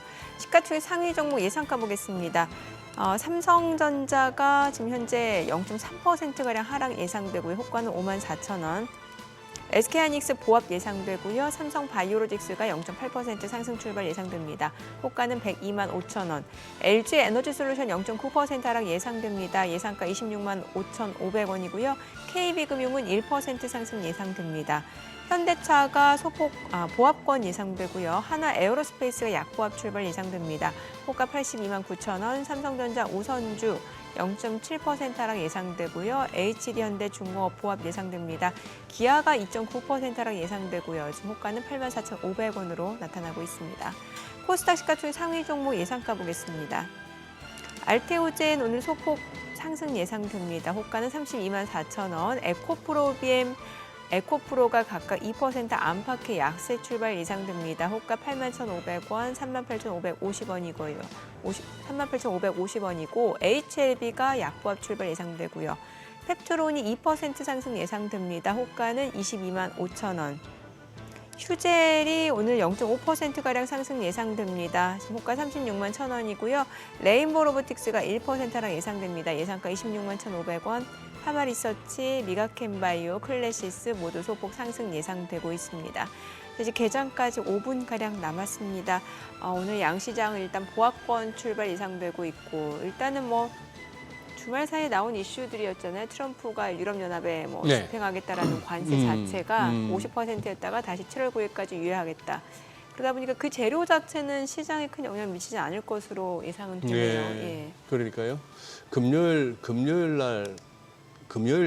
미국 장 흐름을 갖다가 더 중요하게 볼 것인지 아니면 네. 지금 트럼프 대통령이 관세 관련해서 또 그렇죠. 대EU 관세 입장 번복 이후에 미국 지선물 흐름이 강하게 나오는 거 이쪽을 갈라든지 현물에서는 계속 팔고 있지만 또 선물은 또 사고 있는 외국인들이 지금 여기서 어떻게 할 것인지 그리고 지수 자체는 오늘 삼성전자가 그 이제 25% 관세 뭐 그쪽 그 협박에 대해서 어떤 식으로 하는지 그건데 저는 왠지 지금 동시효과 저 흐름으로 시작한다면은 오후에는 양전도 가능해 보이는 그런 기운이 느껴집니다. 요즘에 오히려 오전에 좀 상승 출발하면 그게 오히려 불안하고. 오후에 좀 상승폭이 좀 예. 반납되는 모습이고 맞아요. 예, 좀 예. 그렇더라고요. 야, 근데 동시효과 확인하기 전에 이충강 대표님 얘기를 들어보면은 연준은 연준대로 예를 들어서 미국채 수익률이 계속해서 급등하는 양상이 나오면은 전 세계적으로 무슨 미국채 투매 상황이 나온다면은 거기에 대해서 어떤 대처할 무기가 몇 가지 있네요. 카드가 있네요. 예. 카드가 있고 무기고에 다양하게 있네요. 뭐 그런 데다가 재무부 차원에서 방금 설명해 주신 SLR 그거 살짝 5%에서 3%로 자기 자본 비율만 낮춰줘도 한 1조 8천억 달러 가까운 국채 매수 여력이 생긴다. 그러면 뭐 큰 걱정은 없는 데다가 단지 그거 하겠다. 연준 보고 좀 트럼프 대통령은 좀 서운할 수는 있겠네요. 그렇죠. 왜 그렇게 애끼냐? 애끼다 똥 되는데 이러면서. 그렇죠. 그러니까 지금 저도 예. 뭐 트럼프를 포함해서 이제 제롬 파월 개인적으로 조금 리스펙을 합니다. 예. 거의 트럼프 정부 들어서 가장 제대로 된 정신을 갖고 있는 사람 중에 하나라고 저는 보거든요. 그런데 모두가 이렇게 참 이 짜웅성 발언을 하는 와중에 유일하게 안 한 사람이죠. 그런데 너무 고집불통 아닌가 하는 느낌이 최근에는 조금 들더라고요. 그 양반 입술 보세요. 아니 한번 딱 앙 다물었을 때 진짜 찔러서 피도 안 나올 것 같은. 4.5%를 굳이 지금 갖고 갈 필요가 있을까? 글쎄, 좀 높아요. 그래서 하반기에는 분명히 저희 하우스 뷰는 한 2차례를 베이스 케이스로 인하할 거라고 보긴 하지만 근데 두고 봐야 되겠죠. 그래서 근데 뭐 아울러 트럼프가 사실 그렇게 압박만 안 했더라도 또 자기 판단하에 했을 수도 있을 텐데. 아무래도 정치적인 예, 그 그렇죠. 영향이 아니, 그래서 늘 드는 비유지만 게임 이제 로그아웃 하고 이제 나와서 이제 책상으로 갈라 하는데 또 엄마가 방문 열고 그냥 그거 하기 싫죠. 이놈의 새끼 하면은 또 네. 하기 싫죠. 계속 그냥. 더군다나 연준의 독립성 굉장히 중요한데 제롬 파월 연준 의장이 거기에 또 헤드니까 그렇죠. 자기 판단하에 할 만한 명분이 그리고 있어야 또 되는데. 기본 수치 그분들이 보는 데이터 디펜던트 네. 수치가 적어도 그렇죠. 지금까지는 예. 금리를 내려야 된다는 신호는 안 나오고 있으니까요. 예. 거기다가 지금 저렇게 마침 페드워치 화면도 띄워주셨습니다만, 아니 그리고 저 연준의 주요 인사들 가운데 크리스토프 월러 이사 말고 지역 연방은행 총재들이 어떻게 보면은 전부 메시지는 그래요. 아직은 우리 금리 인하에 그렇게 적극적으로 나서지 않겠다 하는 그쪽으로 이렇게 모여요. 뭐 시카고 쪽에 굴스비야 그렇다 치고.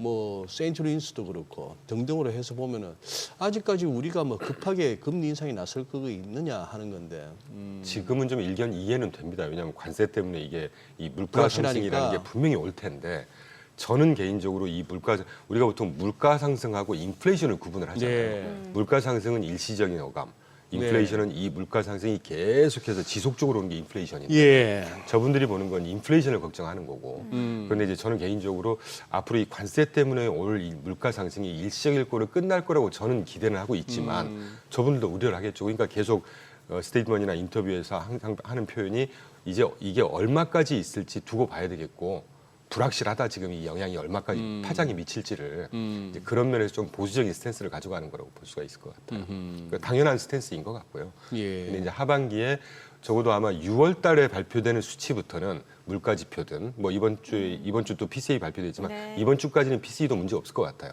네. 그런데 이제 6월부터 발표되는 것과 뭔가 방향성을 이제 제시를 주지 않을까 하는 생각이 듭니다. 오늘 국내 증시로 확인해 보죠. 개장합니다.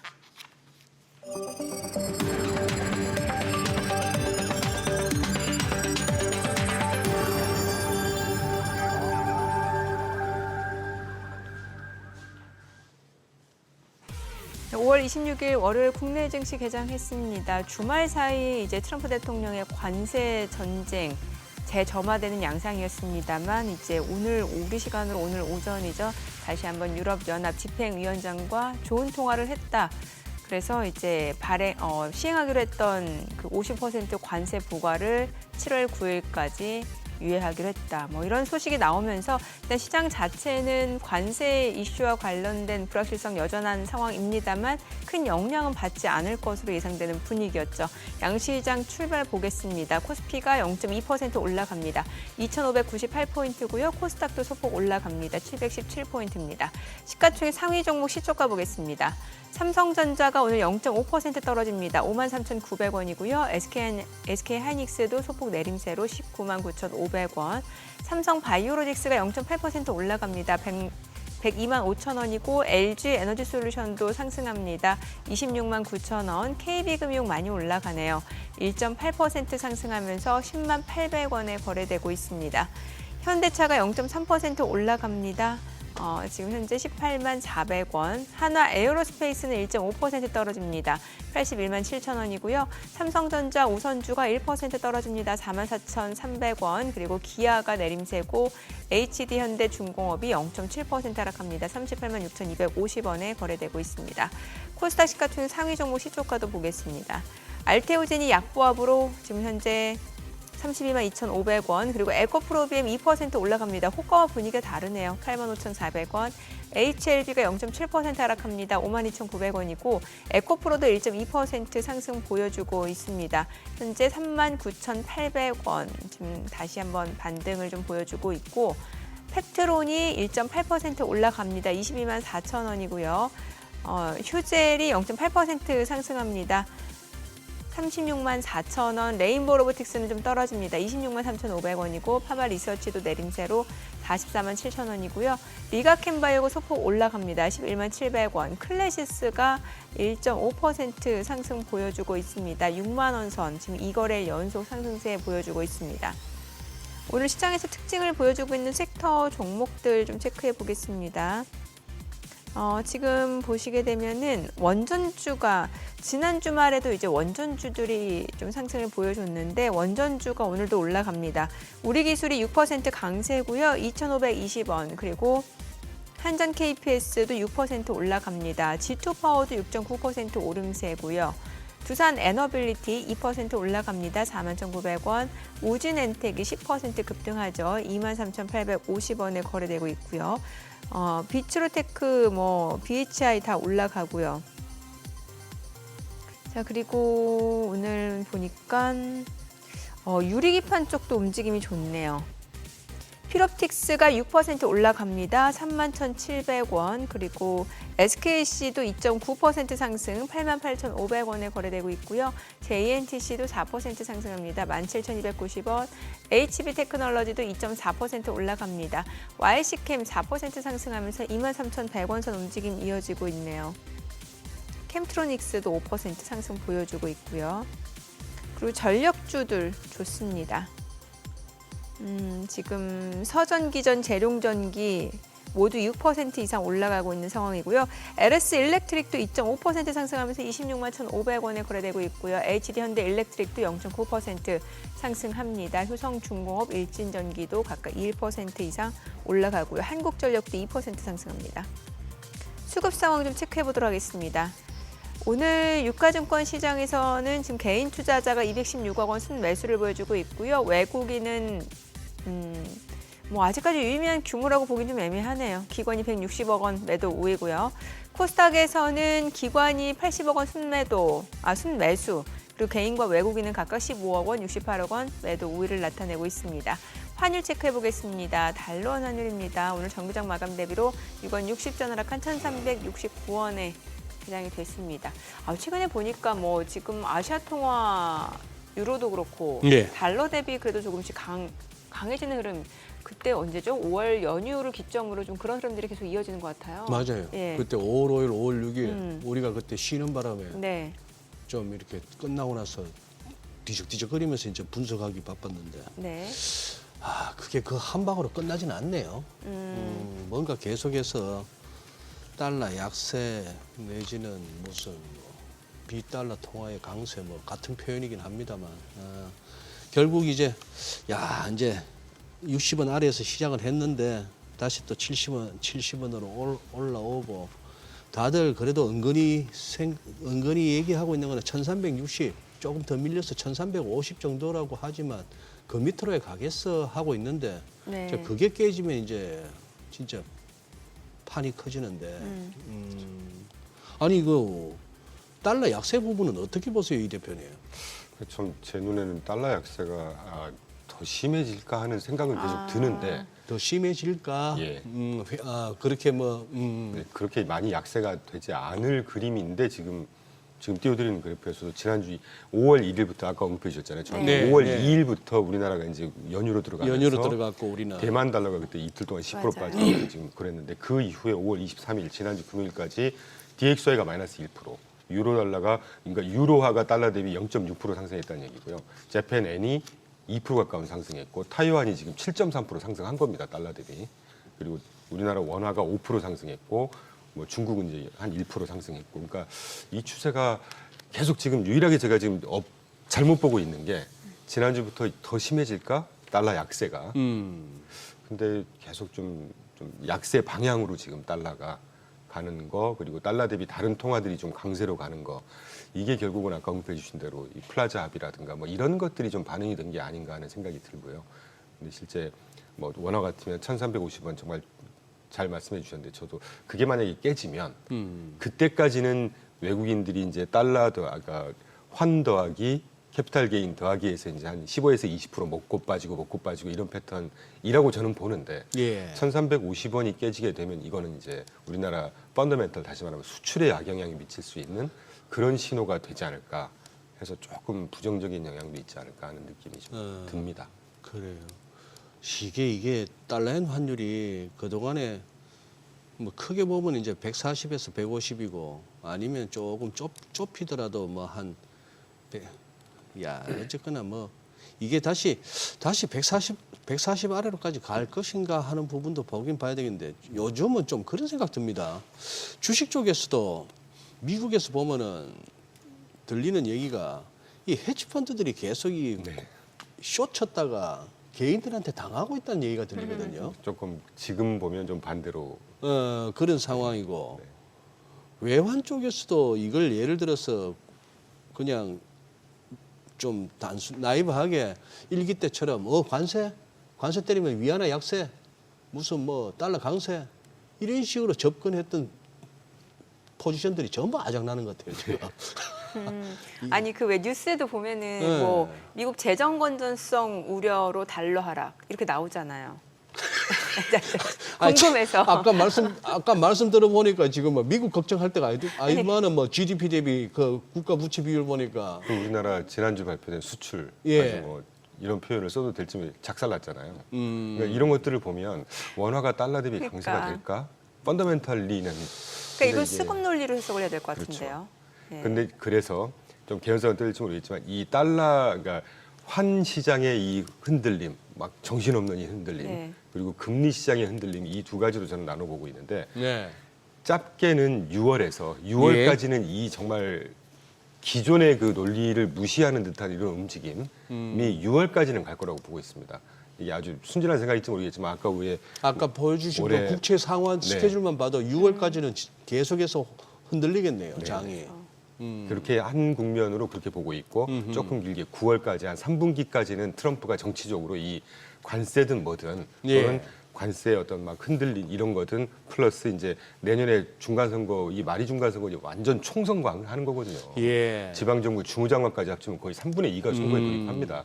그럼 내년부터 이제 선거 모드에 돌입할 텐데 그 정치적인 배경에서 어떤 식으로든 경제를 부흥시키는 그림으로 일단 가동을 시킬 거란 말이죠. 그렇기 때문에 아까 이제 6월까지 이 금리 또는 환 이런 요인으로 6월까지가 좀 잦은 변동성이 있을 것 같고 정치적으로는 9월까지 맥스 그 정도가 지나면 하반기로 갈수록은 좀 탄력적인 상승장 또는 뭐 우상향의 그림을 보이지 않을까 그런 생각을 조심스럽게 하고 있죠 최근에. 아니, 또 저희가 중국 얘기도 지금 안 한 지 좀 된 것 같은데 왜냐면 간밤에는 또 뭐 트럼프가 다시 유럽연합을 향해서 지금 정주전을 했다 보니까 이제 중국은 지금 상황이 어떤가요? 아주 안 좋습니다. 지금 중국 안 지금. 좋다고요? 그 지난주 제가 딱 하나만 갖고 왔는데 예. 중국 부동산과 소비 갖고 왔거든요. 그래프 한번 보시면 뭐 파란색, 회색 부동산 쪽인데 계속 하락하는 추세가 보이죠. 물론 마트마웃이 지금 최근에 네. 이제 이 하락 추세가 멈추면서 정부가 계속 지원을 한다고 하니까 멈췄는데 이게 마트마웃을 할지 아니면 이대로 쭉 그냥 뭐 차피하게 가다가 또 떨어질지 모르겠지만 부동산 전혀 회복기비 보이지 않고 있고요. 소비도 마찬가지입니다. 지금 전체 추세에서 많이 벗어나진 않지만 이 빨간색 같은 경우가 연간 소매 판매 추이인데 이 한 2019년 이후부터 쭉 떨어지는 추세에서 지금 리바운드를 하다가 이번 달에 발표된 게 지난달부터 발표된 게 쑥 다시 떨어지고 있단 말이죠. 소비, 부동산 이게 아주 기본이고 좀 크게 보면 부동산이 가장 중요한 미국 그 경제 성장의 축입니다. 그게 아직 전혀 살아날 기미가 보이고 있지 않다는 거 보면 그리고 좀 개연성 떨어지겠지만 제가 한 2년 전부터 예상을 했었는데 이 중국의 그 군데 이렇게 그 민간 뭐라고 그러죠? 그 라이엇 그러니까 이 뭐 우리나라 말하면 데모하고 뭐 이런, 네. 이런 것들이 산발적으로 일어나고 있습니다. 예. 조금 심상치 않은 정치적으로 되게 불안한 상황이고요. 지금 자연재해도 이렇게 계속 이어지는 것 같던데 네. 여러 가지 올라오는 것을 보면은 그렇습니다.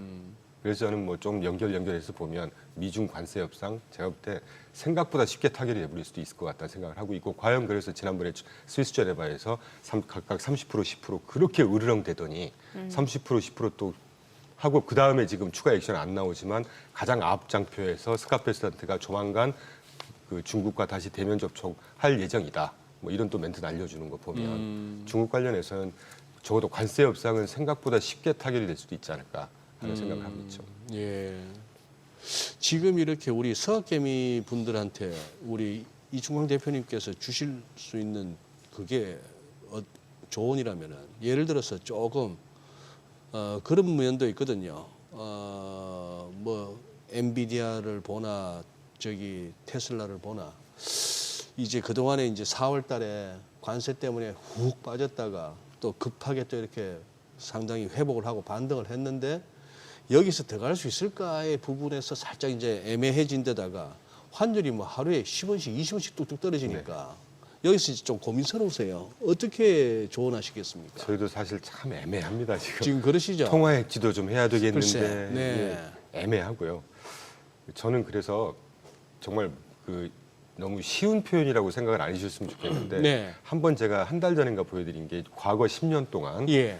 그 소수 집중 포트폴리오의 대명사 ARKK, 아크K라는 게 있습니다. 우리 그 캐시- 돈나무 언니 예. 네, 캐시 우드가 운영하는 예. ARKK 그래프를 보시면요. 두 분 보시는 기준으로 이랬다가 이러고 있거든요. 지금. 예, 그러니까 연 600%까지 갔다가 지금 예. 10년 누적이 한 80% 될 거고요. 10년 누적 180%. 네, 같은 구간 동안 버크셔 해더웨이 클래스 A 기준으로 보시면 거기 뭐 아시겠지만 이분 뭐 여행사도 갖고 있을 정도로 굉장히 다변화돼 있는 회사죠. 꾸준하게 올라와서 280%입니다. 아. 그러니까 자산 배분이 굉장히 중요하다는 얘기죠. 그러니까 그냥 단순히 주식 조건 6대4 이게 아니라 저희 기준으로 하면 저희는 투자 전략이나 자산군을 듀얼 어프로치를 해서 분산을 하거든요. 네. 그렇기 때문에 이번에 빠질 때도 상당히 지켰고 올라갈 때도 적당히 올라가고 이런 게 결국은 저는 그런 포트폴리오가 고객 입장에서는 결국은 승리하는 포트폴리오라고 생각하고 있고 시청자분들께서도 그런 부분들을 좀 참고하시면 어떨까 하는 생각이 듭니다. 근데 대표님은 왜 미증시 쪽으로 다시 한번 자금 유입될 걸 예상하시면서도 섹터별로는 조금은 다르게 보셨단 말이죠. 맞습니다. 그러니까 기존에 시장을 주도했던 뭐 빅테크, 매그니피센트 세븐에 대해서는 조금 조금 수익률에 이제 대한 기대를 낮춰야 되는 거고 네, 네. 우리 뭐 부동산, 뭐 리츠 또 그때 중소형주, 금융, 중소형 이쪽 금융주. 말씀 주셨는데 그 뷰에 대해서는 네. 여전히 하신 여전히 건가요? 괜찮다고 봅니다. 저는. 아, 그쪽이요? 제가 다시 한번 세 번째 예, 강조드립니다. 아까 우리가 TCJ에 법안 솔트 이런 거 살펴봤잖아요. 네네. 이게 전부 하반기부터 이제 한 7월, 8월부터는 정책으로 시행이 될 거예요. 물론 제가 호재라고 말씀드릴 수는 여러 가지가 있습니다만 예. 자사주만 해도 지난 4월 10 며칠까지 자사주 SEC에 승인을 신청을 하잖아요. 네. 모든 회사들이 자사주 신청 건수가 네. 작년 1년 내내 건수보다 훨씬 더 많습니다, 지금. 그러니까 5월 28일 엔비디아 실적 발표하고 나서 블랙아웃 기간이 끝나면 6월 정도부터는 자사주 매입 시작할 거예요. 자사주 매입도 시장을 떠받칠 수 있는 재료 중에 하나죠. 예. 그리고 뭐 감세, 규제 완화 이게 우리가 앞부분 한 3분의 1 정도 다뤘던 내용이지 않습니까? 그게 실제로 경제에 투입이 된다고 생각해 보십시오. 네. 이러기 때문에 아까 스카페센트가 지난주 폭스뉴스하고 인터뷰를 하면서 네 번째 포인트 중에 의회 예산 처리가 경제 성장을 지지해 줄 거다. 이제 그런 얘기를 한 거거든요. 그래서 결국은 저는 변동성에도 불구하고 아까 그래서 최장 9개월 정치적으로 변동성이 있을 수 있지만 그 이유가 지나면 연말로 갈수록 우상향이 그림이 될 거다라는 말씀을 드렸던 게 이제 그런 이유고 아까 지난주에 제가 제일 마지막에 팩트셋 기준으로 기업의 이익 성장 전망과 매출액 성장 전망이 네. 지난주까지만 해도 계속 하향하고 있다고 말씀드렸었거든요. 예. 근데 또 일주일 만에 바뀌었습니다, 다시. 지금 이익 성장과 매출액 성장이 2달 전 대비 지난주 금요일 날이 또 다시 개선이 되고 있어요, 지금. 그러니까 이게 들쭉날쭉 하긴 한 건데 어쨌건 모든 업종들의 이익 성장 전망이 2달 전 대비 지금 대폭 개선이 되고 있다는 거잖아요. 이렇게 되면 뭐 주식시장에는 악재라기보다는 오히려 호재로 작용을 하지 않겠습니까? 뭐 몇 가지 악재가 있지만 그런 악재를 충분히 오버라이드 할 수 있는 정도다라고 생각을 하고 있습니다. 규제 완화, 감세 규제 완화, 자사주 매입, 기업 실적들의 어떤 뭐 다시 개선되는 모습 이런 것들이 야, 이게 뭐 3조 달러가 무슨 네 집 강아지 이름도 아니고 엄청난 그건데 시총 3조 달러 넘는 게 이제 마이크로소프트하고 엔비디아밖에 없네요. 애플도 지금 2조 9천억 달러대로 떨어졌네. 근데 마이크로소프트나 엔비디아나 일간 차트를 볼 것 같으면 특히 엔비디아 이번 주 실적 발표 진짜 중요합니다. 이거 여기서 한번 푹 갭다운도 가능하고 이게 숨고르기 이후에 한번 튈 수도 있겠네요. 네. 야, 근데 반응이 궁금하네. 우리가 지난 적어도 2년 동안은 네. 엔비디아 같은 경우는 특히 아주 기대감이 너무 높았다는 거죠. 그래요? 사상 최고의 실적을 발표를 했는데 당일은 또 빠지고 그러니까 기대감이 워낙 높았었거든요. 예. 이번에도 그러지 않을까요? 그러니까 EPS 성장률, 분기 EPS 성장률 지난 4분기가 74.7%인가 그랬거든요. 예. 100%에서 74.7% 떨어지긴 했지만 여전히 높은. 예. 근데 오늘 아침에 제가 여기저기 방송 들어보니까 예. 한 60%대 예상하는데 뭐 그거야 나와봐야 아는 거니까요. 그래도 60%대만 해도 훌륭한 이익 성장률입니다. 네.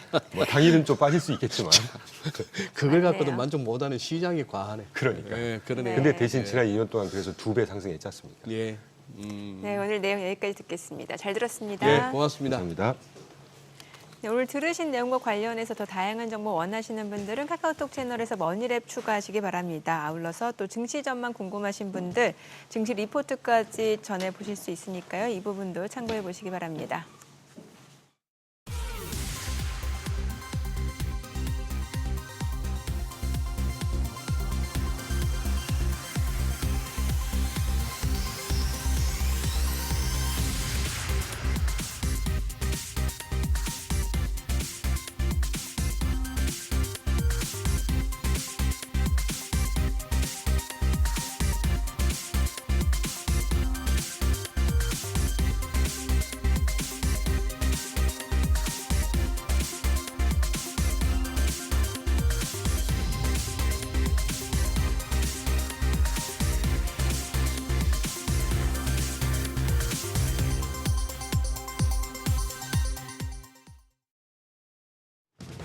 이 시각 시황입니다. 오락가락한 트럼프 대통령의 관세 발언으로 시장 민감하게 반응하고 있습니다.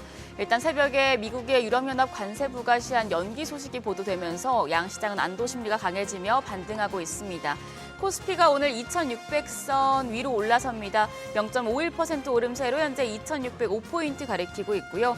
코스닥도 0.8% 가까이 상승합니다. 721포인트에서 움직임 나타내고 있습니다.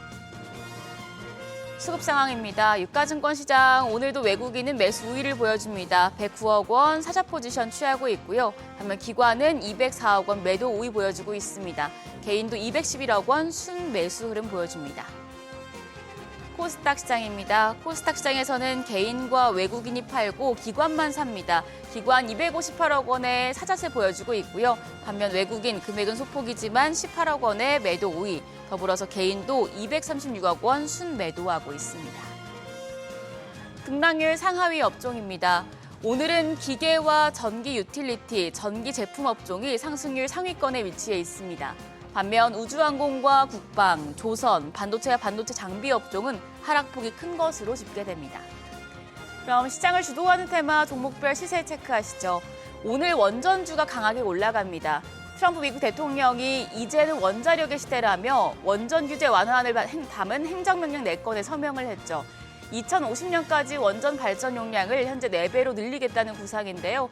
이에 한국 원전주들 사업 협력 기대감을 상승하고 있습니다. 다만 장 초반 대비해서 상승폭 조금씩 줄여내고 있는 상황인데요. 우선 에너토크가 15% 가까이 상승합니다. 거래가 9,130원. 일진파워가 14.6% 상승하며 12,780원. 한신기계가 3.7% 오름세로 거래가 3,630원이고요. 그밖에 보성파워텍이 5% 가까이 오름세 보여주고 있고 우진엔텍도 4.18% 상승세 기록합니다. 거래가 22,500원으로 집계되고 있습니다. 유리기판 관련주도 주목받고 있습니다. 삼성전자가 오는 2028년 반도체 제조에 유리기판을 도입한다는 소식 때문인데요. 관련주 내에서는 필옵틱스가 10.3% 오름세로 거래가 33,100원이고요. PIE가 15.5% 급등합니다. 거래가 7,750원. 그밖에 캠트로닉스가 8.15% 오름세로 22,550원. JNTC도 5.37% 강세 보여주면서 거래가 17,450원이고요.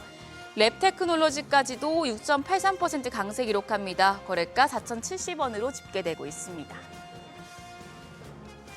2차 전지주도 우려와 달리 반등세를 나타내고 있습니다. 최근에 IRA 법안 개정 소식에 2차 전지 쪽에서 조정이 나왔었는데 이번엔 가격 메리트가 좀 부각되는 상황입니다. 일단 V원텍은 개별 호재로 상한가 경신했습니다. 5,130원 기록했고요. 호세스가 6% 오름세로 6,990원. PIE가 17.29% 급등합니다. 거래가는 7,830원. DSK가 2.52% 오름세로 거래가 5,690원 나타내고 있고요. 필옵틱스는 유리기판 쪽이랑도 같이 부각이 되면서 11%대 상승세 유지하고 있습니다. 마지막으로 코로나19 관련주 강세 이어갑니다. 중화권에서 코로나19가 확산되고 있는데 미국에서까지 최근 유행하고 있는 코로나19 변이가 발견되자 관련주 영향을 받고 있습니다. 화이자 관련주 내에서 그린생명과학이 상한가입니다. 3,720원이고요. 파미셀이 1.5% 강세로 12,170원, 제주반도체가 0.64%, 서울제약이 4.86% 오름세 기록합니다. 거래가는 3,665원으로 집계되고 있습니다. 코스피 다시 2,600선을 회복하면서 반등세를 보이고 있는데요. 트럼프 대통령의 관세 연기 효과가 장 후반까지 이어질지는 계속해서 지켜보셔야겠습니다. 지금까지 시장 상황 전해드렸습니다. 서학개미 브리핑입니다. 지난 한 주간 서학개미의 거래 내역 살펴보시죠. 먼저 5위는 유나이티드 헬스 그룹입니다. 최근 바람잘 날이 없는데요. 작년 CEO 총격 사망 사건에 이어 뒤이어 선임된 CEO도 사임을 했고 연간 가이던스까지 철회했습니다. 심지어 최근엔 메디케어 사업에 대해서 법무부의 조사를 받고 있으며 이미 수사가 종결되긴 했지만 요양시설 보너스 논란까지 불거졌었죠. 이로 인해 올해 들어 주가는 40% 넘게 급락한 상태인데요. 그러면서 최근 한 달간 서학개미가 가장 많이 순매수하기도 하는 등 공격적으로 저가 매수에 나서고 있습니다. 3위는 필라델피아 반도체 지수의 수익률을 3배로 따르는 엑소엑셀입니다. 한동안 관세 관련 이슈가 잠잠하면서 주가 흐름이 좋았는데요. 그러면서 서학개미가 계속 차익 실현에 나섰습니다. 그러나 지난주 트럼프 대통령이 밀어붙이는 감세안이 결국 미국 하원을 통과하면서 재정 적자 확대에 대한 우려에 국채 금리가 요동쳤습니다. 또한 지난 금요일 트럼프 대통령이 EU에 50%의 관세 폭탄을 던지면서 기술주가 크게 빠졌는데요. 이에 서학개미가 다시 저가 매수에 나선 것으로 분석됩니다. 마지막으로 2위와 1위는 테슬라 관련 종목입니다. 규모가 소폭 줄기는 했지만 여전히 매도 우위인데요. 테슬라의 주가는 지난주 롤러코스터를 탔습니다. 일론 머스크 CEO가 향후 5년간 테슬라를 이끌 거라고 장담하면서 하락장에서도 약진했지만 사이버 트럭 판매가 부진한 것으로 드러나면서 주가가 다시 빠졌는데요. 그러나 휴머노이드 로봇 옵티머스의 최신 영상이 공개되면서 주가에 힘이 다시 붙었고 또 매드부시 증권이 목표 주가를 $500로 높이기도 했죠. 향후 낙관적인 전망을 기대하며 매도 우위를 보인 것으로 풀이됩니다. 이어서 뉴욕 증시에서 주목받은 종목 리포트 살펴보겠습니다. 먼저 이번 주 실적 발표를 앞두고 있는 엔비디아에 대해 오펜하이머는 엔비디아의 AI 시장 지위를 재차 강조했습니다.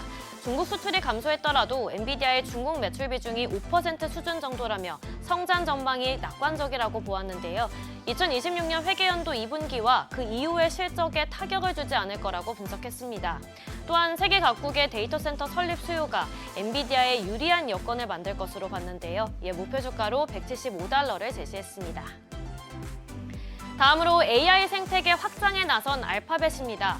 최근 알파벳은 연례 개발자 컨퍼런스에서 신기술을 대거 공개했는데요. 검색 기능의 생성형 AI를 대폭 접목했습니다. 심지어 우리나라 삼성전자, 젠틀몬스터와 함께 스마트 안경 개발에도 나서는데요. 이에 시티그룹은 AI 경쟁이 심화되는 가운데 해당 전략이 알파벳이 점유율을 확보하는 핵심적인 전략이 될 거라고 봤습니다. AI 모드 출시 예고와 제미나이 앱 사용자 증가세 등 알파벳의 AI 상품들의 추세가 검색 엔진 사업에 있어서 알파벳이 시장 지위를 유지하게 할 거란 평가입니다. 마지막으로 인텔에 대해 도이체방크는 상당한 시간이 필요할 거란 진단을 내놨는데요.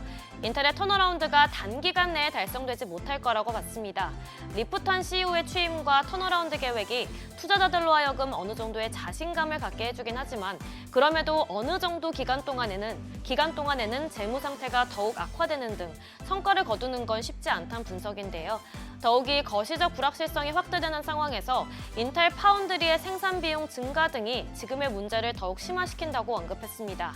이에 따라 인텔이 우선 매력적인 제품 로드맵을 공개하고 파운드리 부문의 정상화를 달성할 필요가 있다고 평가했습니다. 그러면서 목표 주가를 $23로 커버리지를 게시했습니다. 지금까지 종목 리포트 전해드렸습니다.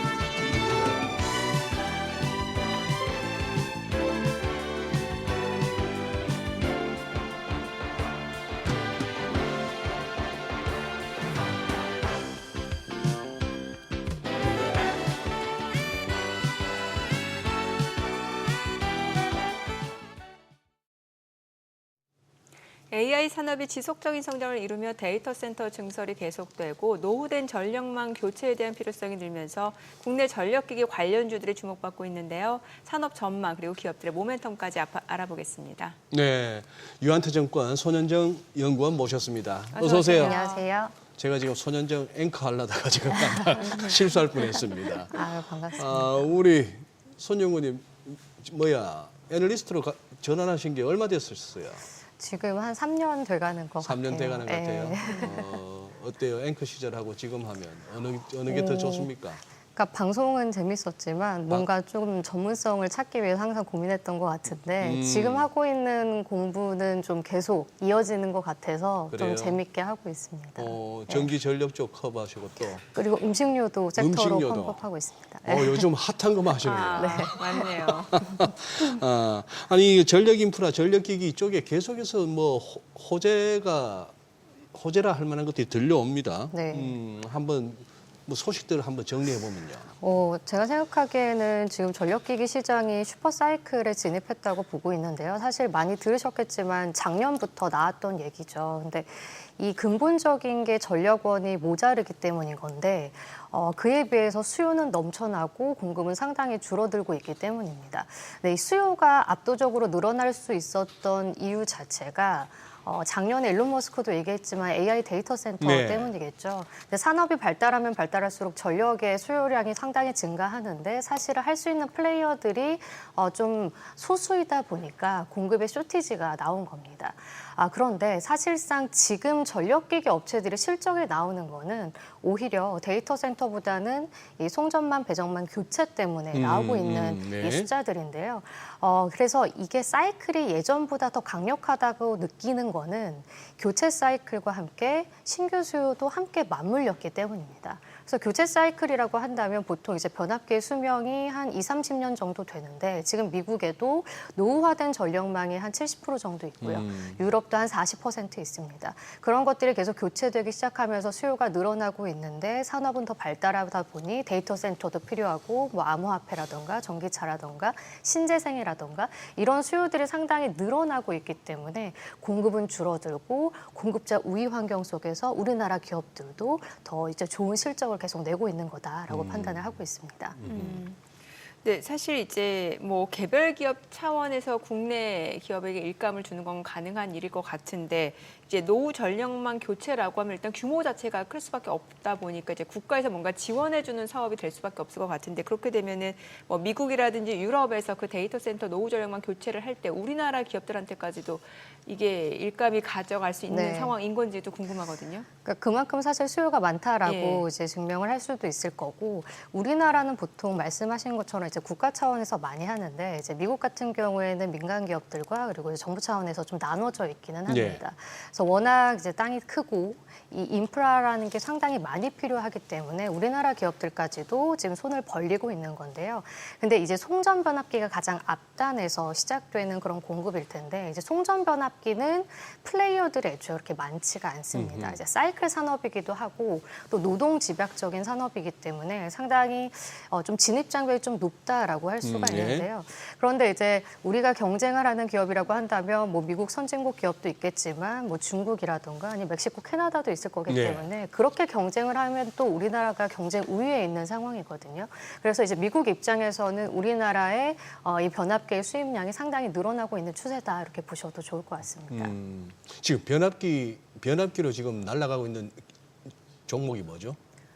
지금요? 네. 작년부터 계속 강하게 오른 거는 뭐 LG 현대일렉트릭도 있을 일렉트릭. 거고 효성중공업, LS 일렉트릭 이렇게 송전 변압기라고 하는 송전변압기. 큰 3대고요. 네. 그리고 저도 커버리지를 게시하고 있는 뭐 산일전기라든가 그리고 이제 또 일진전기라든가 이런 기업들은 또 초고압보다는 조금 밑에 단에 있는 변압기라고 보시면 될 것 같습니다. 예. 이제 아무래도 사이클이기 때문에 큰 변압기들이 이제 변압을 하면서 그 다음에 배전을 하는 단에서도 계속 영향을 미치고 있는 거거든요.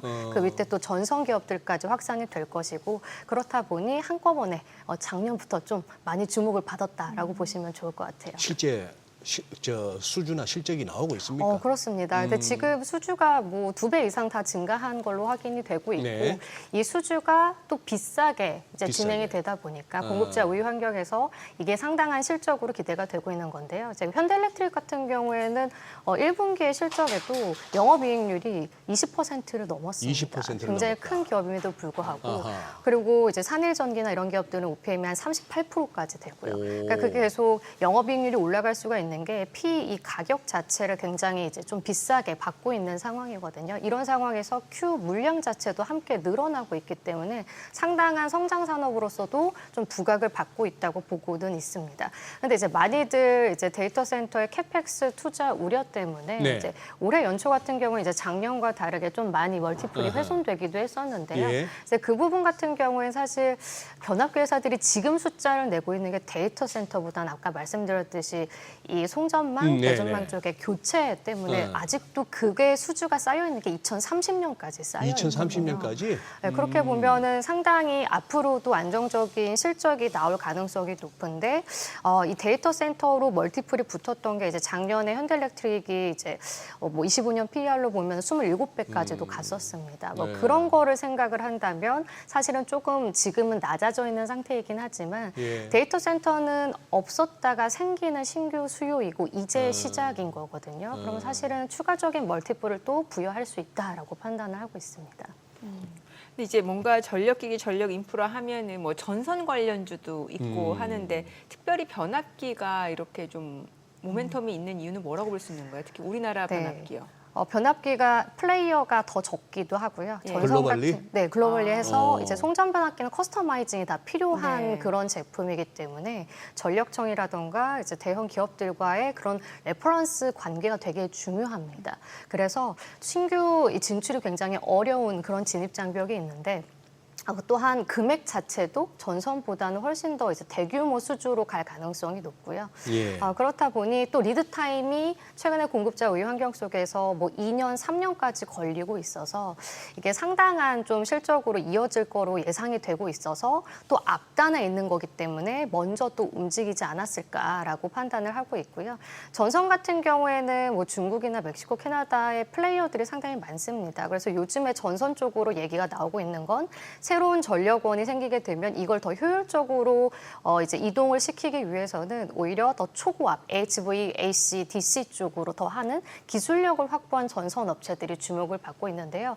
근데 우리나라에서는 사실상 이런 기술을 할 수 있는 기업들이 2개 정도밖에 없습니다. 그래서 그만큼 사실은 경쟁력을 갖고 있는 거고 이제 변압기 말씀을 드린 거는 변압기 쪽이 앞단에 있기 때문에 또 수주 규모가 크기 때문에 리드 타임이나 이런 걸 생각했을 때 더 공급자 우위 환경에 놓기 때문에 또 우리나라가 잘하기 때문에라고 말씀드릴 수 있을 것 같습니다. 그래요.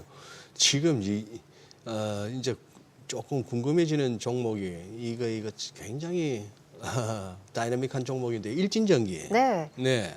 제가 커버하고 있습니다. 그래요. 지금 1분기 실적 괜찮았다면서요? 네, 장난 아니었어요. 네, 장난 이런 아니었어요? 말씀 드리기 좀 어렵지만 되게 잘 나왔죠. 이제 예상치를 크게 상회를 했고 사실은 일진전기가 잘 나올 수 있었던 이유는 네. 일련된 물량이 있긴 했어요. 근데 일진전기를 제가 좀 주목했던 거는 이 회사가 뭐 아시겠지만 전선 업체였거든요. 원래는. 예. 이제 매출 비중 자체가 이제 80% 정도 되고 변압기가 20%밖에 안 됐었는데 올해 더 주목이 되는 이유는 이 변압기의 비중이 늘어나면서 영업이익 기여도가 더 높아지기 때문이에요. 그래요. 그래서 뭐 두 개의 OPM을 비교만 해보더라도 사실은 변압기가 한 20% 이상 OPM이 나오고요. 그리고 전선 같은 경우에는 초고압으로 가서 이제 잘 해봤자 사실은 하이싱글 이 7% 정도밖에 나오진 않습니다. 그렇게 생각을 한다면 변압기의 제품이 늘어나면 늘어날수록 사실은 이 회사의 이익이 더 좋아지는 구조라고 볼 수가 있는데 마침 23년 말에 증자를 해서 이걸 증설을 하고 있는 게 지금 이 작년 말에 완료가 되었고 예. 올해부터 이제 공장의 증설 효과가 나오게 되는 겁니다. 그래서 그러면은 사실 작년에 연간에 이 영업이익률이 5%대였다가 예. 올해 같은 경우는 7%대로 되게 뛰게 되는 거거든요. 그래서 그런 걸 생각하면은 작년에 오히려 조금 못했고 뒤처져 있던 기업인데 올해는 이제 시작이다라고 생각을 하면 훨씬 더 멀티플을 더 부여할 수가 있는 거죠. 그래요. 네. 기업별로 봤을 때 앞서 말씀 주신 산일전기도 네. 커버하시는 거죠? 네, 산일전기는 사실 뭐 제 전체적으로 탑픽으로 제시하고 있는 종목이기도 탑픽으로. 한데요. 근데 산일전기는 아이템이 조금 다릅니다. 네. 지금까지 말씀드렸던 초고압 변압기나 앞단 송전에 있었던 거라고 한다면 산일전기는 일단 특수한 이 신재생 쪽에 공급을 하는 인버터랑 같이 들어가는 특수 변압기가 있고요. 또 이제 재룡전기랑 비슷한 이제 배전 변압기도 있습니다. 우리가 흔히 이제 전봇대에서 볼 수 있는 변압기를 만드는 거라 보시면 되는데 그건 사이즈가 좀 작습니다. 그래서 배전이라고 한다면 이제 B2C 우리 고객들이 가정용으로 이제 전압을 더 낮춰주는 그런 변압기라고 보시면 되는데요. 그런데 이 미국에서는 워낙 이것들이 쇼티지이다 보니까 대량 생산이 가능한 상황입니다. 그래서 오히려 영업이익률이 산일전기 같은 경우는 1분기에도 38%까지 나올 수 있었던 게 스펙이 표준화되어 있기 때문에 고정비 하에서 레버리지 효과가 계속 나오고 있는 거거든요. 그래서 그런 걸 생각을 한다면 압도적으로 작년에 비해서 좀 선별적인 투자를 한다고 봤을 때 그로스나 아니면 영업이익 쪽에서 훨씬 더 아웃퍼폼 할 수 있는 기업들이 주목이 되는데 일진전기와 산일전기 같은 경우에는 올해 증설 효과도 있기 때문에 앞으로의 성장성과 이익도 계속 안정적으로 나타날 수 있다라고 판단을 하고 있습니다. 그다음에 대한전선인데 네, 최근에 보고서를 내셨나 봐요. 네, 네. 근데 이 대한전선은 과거 차트를 한번 뒤져보니까 금융위기 오기 전에는 84만 네, 한번 되게 원래 1등 전선 업체였는데 네. 한번 무너지고 호반이 인수를 해서 지금은 호반 아래에 있습니다. 호반. 네네. 최근에 그 한진칼 맞습니다. 그 했던 호반. 네네네. 근데 이 종목은 왜 이렇게 차트를 뒤지니까 무슨 감자, 액분, 액면 병합, 네. 권리 뭐 이런 게 뭔 사연이 이렇게 많아요, 이 종목은? 그러니까 제가 네. 잠깐 말씀드렸지만 네. 그게 기업회생 절차를 다 걸쳐서 그렇게까지? 호반이 이제 인수를 하면서 이제 유증도 이제 2번 하고 네. 뭐 이런 과정들이 있었습니다. 사연은 많았구나. 그래서 굉장히 네. 사연이 많은 종목이고 이제는 조금 나아지는 게 희망이 보이는 그런 회사라고 보시면 될 그래요? 것 같아요. 예, 예. 오, 작년에 매출 3조 3천억, 네. 영업이익 1,146. 그런데 지금 어떻게 하반기부터 더 좋다고 보신 것 같은데? 네, 그러니까 전선은 플레이어가 많기 때문에 이제 기술력을 생각한다면 초고압으로 가야 되는 거거든요. 네. 근데 이제 우리나라에서 LS 전선 비상장 기업이지만 상당히 잘 하고 있습니다. 그래서 호반도 말씀드렸지만 두 기업이 지금 계속 약간의 갈등이 좀 있는 상황이 있기는 한데요. 경쟁 때문에요. 네. 근데 이제 대한전선 같은 경우에는 해저 케이블 쪽으로 하반기에 숫자가 나올 게 있어요. 해저 케이블. 네, 근데 이 해저 케이블이 우리나라 회사들이 사실은 못하는 그런 기술이었거든요. 그래요? 그래서 특히 수출은 더 그렇습니다. 어허. 그래서 LS 전선만이 거의 할 수가 있었고 네. 전 세계적으로 해저 케이블 쪽으로 플레이어라고 한다면 넥상스나 뭐 프리즈미안, NKT 이 정도밖에 없어서 LS 전선도 점유율 한 10% 정도 됩니다. 그래서 유럽 기업들이 되게 잘하는 그런 분야고요. 그런데 대한전선도 기술력은 갖고 있었는데 레퍼런스가 없었던 거예요. 근데 이게 우리나라의 영광 낙월 프로젝트에 이번 하반기에 처음으로 숫자가 나오게 됩니다. 그래서 그런 부분에 있어서 기술력을 인정받음과 동시에 이 숫자까지 함께 나올 수 있는 게 하반기에 반영이 되게 된다면 대한전선도 조금 주목할 필요가 있지 않을까라고 판단하고 있습니다. 아니, 말 난 김에 나오셨는데 현정 연구원님, 네. 이 전선 중에 네, 이 가온 전선 네, 여기도 보면 아주 주가가 네. 아주 급등락이 심하죠. 이 단타하시는 분들 중에 이거 손맛 짜릿한 종목인데 여기 네네. 회사 내용은 어때요? 가온전선은 LS 아래 있고요. LS. 네, 그래서 최근 들어서 이제 올해부터 이제 온기로 LS 전선 아래로 들어가게 된 거나 마찬가지라서 그래요? 이제 미국에 대한 수출로 함께 시너지가 날 수 있을 거다라는 기대감이 나오고 있는 기업입니다. 그래서 지금 LS 전선이 다 합치면 한 80% 정도 지분을 갖고 있기 때문에 LS에서? 네, 네. 그래서 사실은 뭐 펀더멘탈로서도 올해 좋기는 한데요. 왜냐하면 원래는 내수에만 계속 집중이 되었던 기업이었는데 LS CUS를 함께 공장까지 이제 사게 되면서 미국에서의 진출이 가시화가 되고 있는 거거든요. 근데 이거를 차치하고 잠깐 말씀드렸던 LS와 대한전선의 이런 갈등과 그리고 또한 LS가 LS전선이라든가 이런 상장에 대한 뭐 기대감도 조금씩 시장에서는 있거든요. 이건 정확한 사실은 아니고 이제 네. 단지 소문일 뿐입니다. 소문이다. 그런 것 때문에 가온전선의 이제 지분을 아무래도 LS전선이 많이 갖고 있기 때문에 그런 차원에서 주가가 조금 급등락이 좀 심하지 않았나라고 판단을 하고 있어서 일단 펀더멘탈도 나쁘진 않지만 주가의 향방은 조금 체크하기 어렵다라고 말씀드리겠습니다. 네. 네. 단타하시는 분들 좋아할 만한 종목이네. 네네. 네. 아니 그 전력 전선 쪽 보다 보면은 이제 대표적으로 전력 대장주 하면은 많이 언급되는 기업이 이제 HD 현대 일렉트릭이고 그다음에 이제 많이 이제 기업들 이름 앞에 LS 그룹주들이 글쎄. 많아요. 네. 뭐 LS, 네. LS 일렉트릭, LS 에코에너지, LS 뭐 마린솔루션 많잖아요. 네. 실질적으로 그러면 연구원님이 개인적으로 보시기에는 이 전력 쪽에서 가장 대장주로 꼽는 종목은 뭐라고 보세요? 그러니까 규모 면이나 아니면 MS 면이나 봤을 때는 변압계에서는 HD 현대일렉트릭이 1등입니다. 변압계에서는. 근데 이제 작년에 주가가 워낙 뭐 5배 이상 갔었던 네. 기업이기 때문에 사실 올해 투자의 관점으로 본다면 사실은 효성중공업이 조금 더 업사이드가 높다라고 보고는 있어요. 그래서 두 기업 모두 잘하고 있고 미국 변압기 쪽에 업사이드가 남아 있는데 대장이라고 한다면 이 두 기업을 뜰 수가 있고 제가 생각할 때는 업사이드는 조금 효성중공업이 더 있다라고 말씀드리겠습니다. 효성중공업. 네. 그러니까 이 회사가 아무래도 항상 HD 현대일렉트릭보다 PER을 많이 받지 못했던 게 현대일렉트릭은 변압기나 이제 배선기기나 전력 기기 쪽만 한다면 예. 효성중공업은 건설이 한 20% 예. 떠 있잖아요. 근데 건설 업황이 워낙 안 좋았었다 보니까 전체적인 영업이익이 좀 훼손되는 게 있었는데 그런 부분들이 이제 작년과 비교했을 때 올해 조금이 나아지는 부분과 그리고 효성중공업은 작년에 HD 현대일렉트릭보다 조금 아쉬운 실적을 계속 냈었습니다. 그러면 작년보다 올해 조금 더 나아지는 그림과 그리고 미국의 포션이 조금 더 커진다라는 시점으로 봤을 때는 오히려 지금 주가 차원에서는 조금 더 업사이드가 있지 않을까라고 말씀드리겠습니다. 저 나오신 김에 여쭤보고 싶은데 앞서 음식료도 네네, 처벌된다고 맞습니다. 했으니까 네. 저희 뭐 준비된 질문은 아닙니다만 네. 삼양식품 개인적으로 네. 목표주가 얼마나 보세요? 제가 탑픽이고요. 이번에 1분기 탑픽. 실적 나오고 나서 131만 원으로 이제 올렸습니다. 원래 아. 110만 원이었다가 네. 그래서 근데 더 올릴 걸 그랬어요, 사실은. 다른 증권사에서 170만 원도 150, 나왔어요. 170까지. 그래서 네, 그렇게까지 될 수 있는 이유는 저는 불닭 IP에 가장 좀 주목을 하고 있어요. 이게 음식료는 저성장 산업이잖아요. 솔직히 예. 말씀드리면 이제 성장 산업이 나오기가 되게 어려운데 성장 아이템 불닭을 갖고 있고 이게 미국에서 계속 디맨드가 올라오고 있는데 이것 때문에 증설을 하고 있고 하반기에 증설 효과가 바로 나타나게 되면서 물량 자체가 커질 수 있는 그림이 올해 나오기 때문에 사실 이 회사는 아직도 초입이라고 볼 수가 있는 거거든요.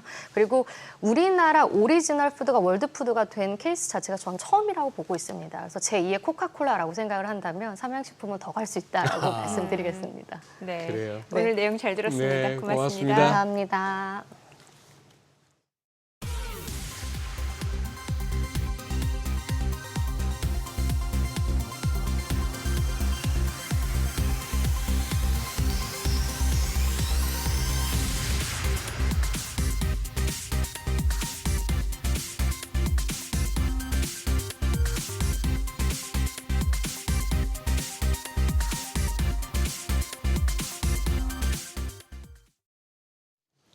외국인이 다시 현선물점 매수로 돌아섰네요. 그러네요. 뭐 그래서 코스닥 할 것 없이 외국인들이 지금 지수 상승을 견인하고 있습니다. 네, 자, 저희 방송 중에 전해드린 내용과 관련해서 모든 투자 판단의 책임은 투자자분들께 있다는 점 알려드립니다. 네, 세상의 모든 돈 되는 정보 머니쇼. 오늘은 여기서 인사드리겠습니다. 여러분의 모든 경제 SBS 비즈가 함께하겠습니다. 저희는 내일 오전 8시에 찾아뵙겠습니다. 고맙습니다.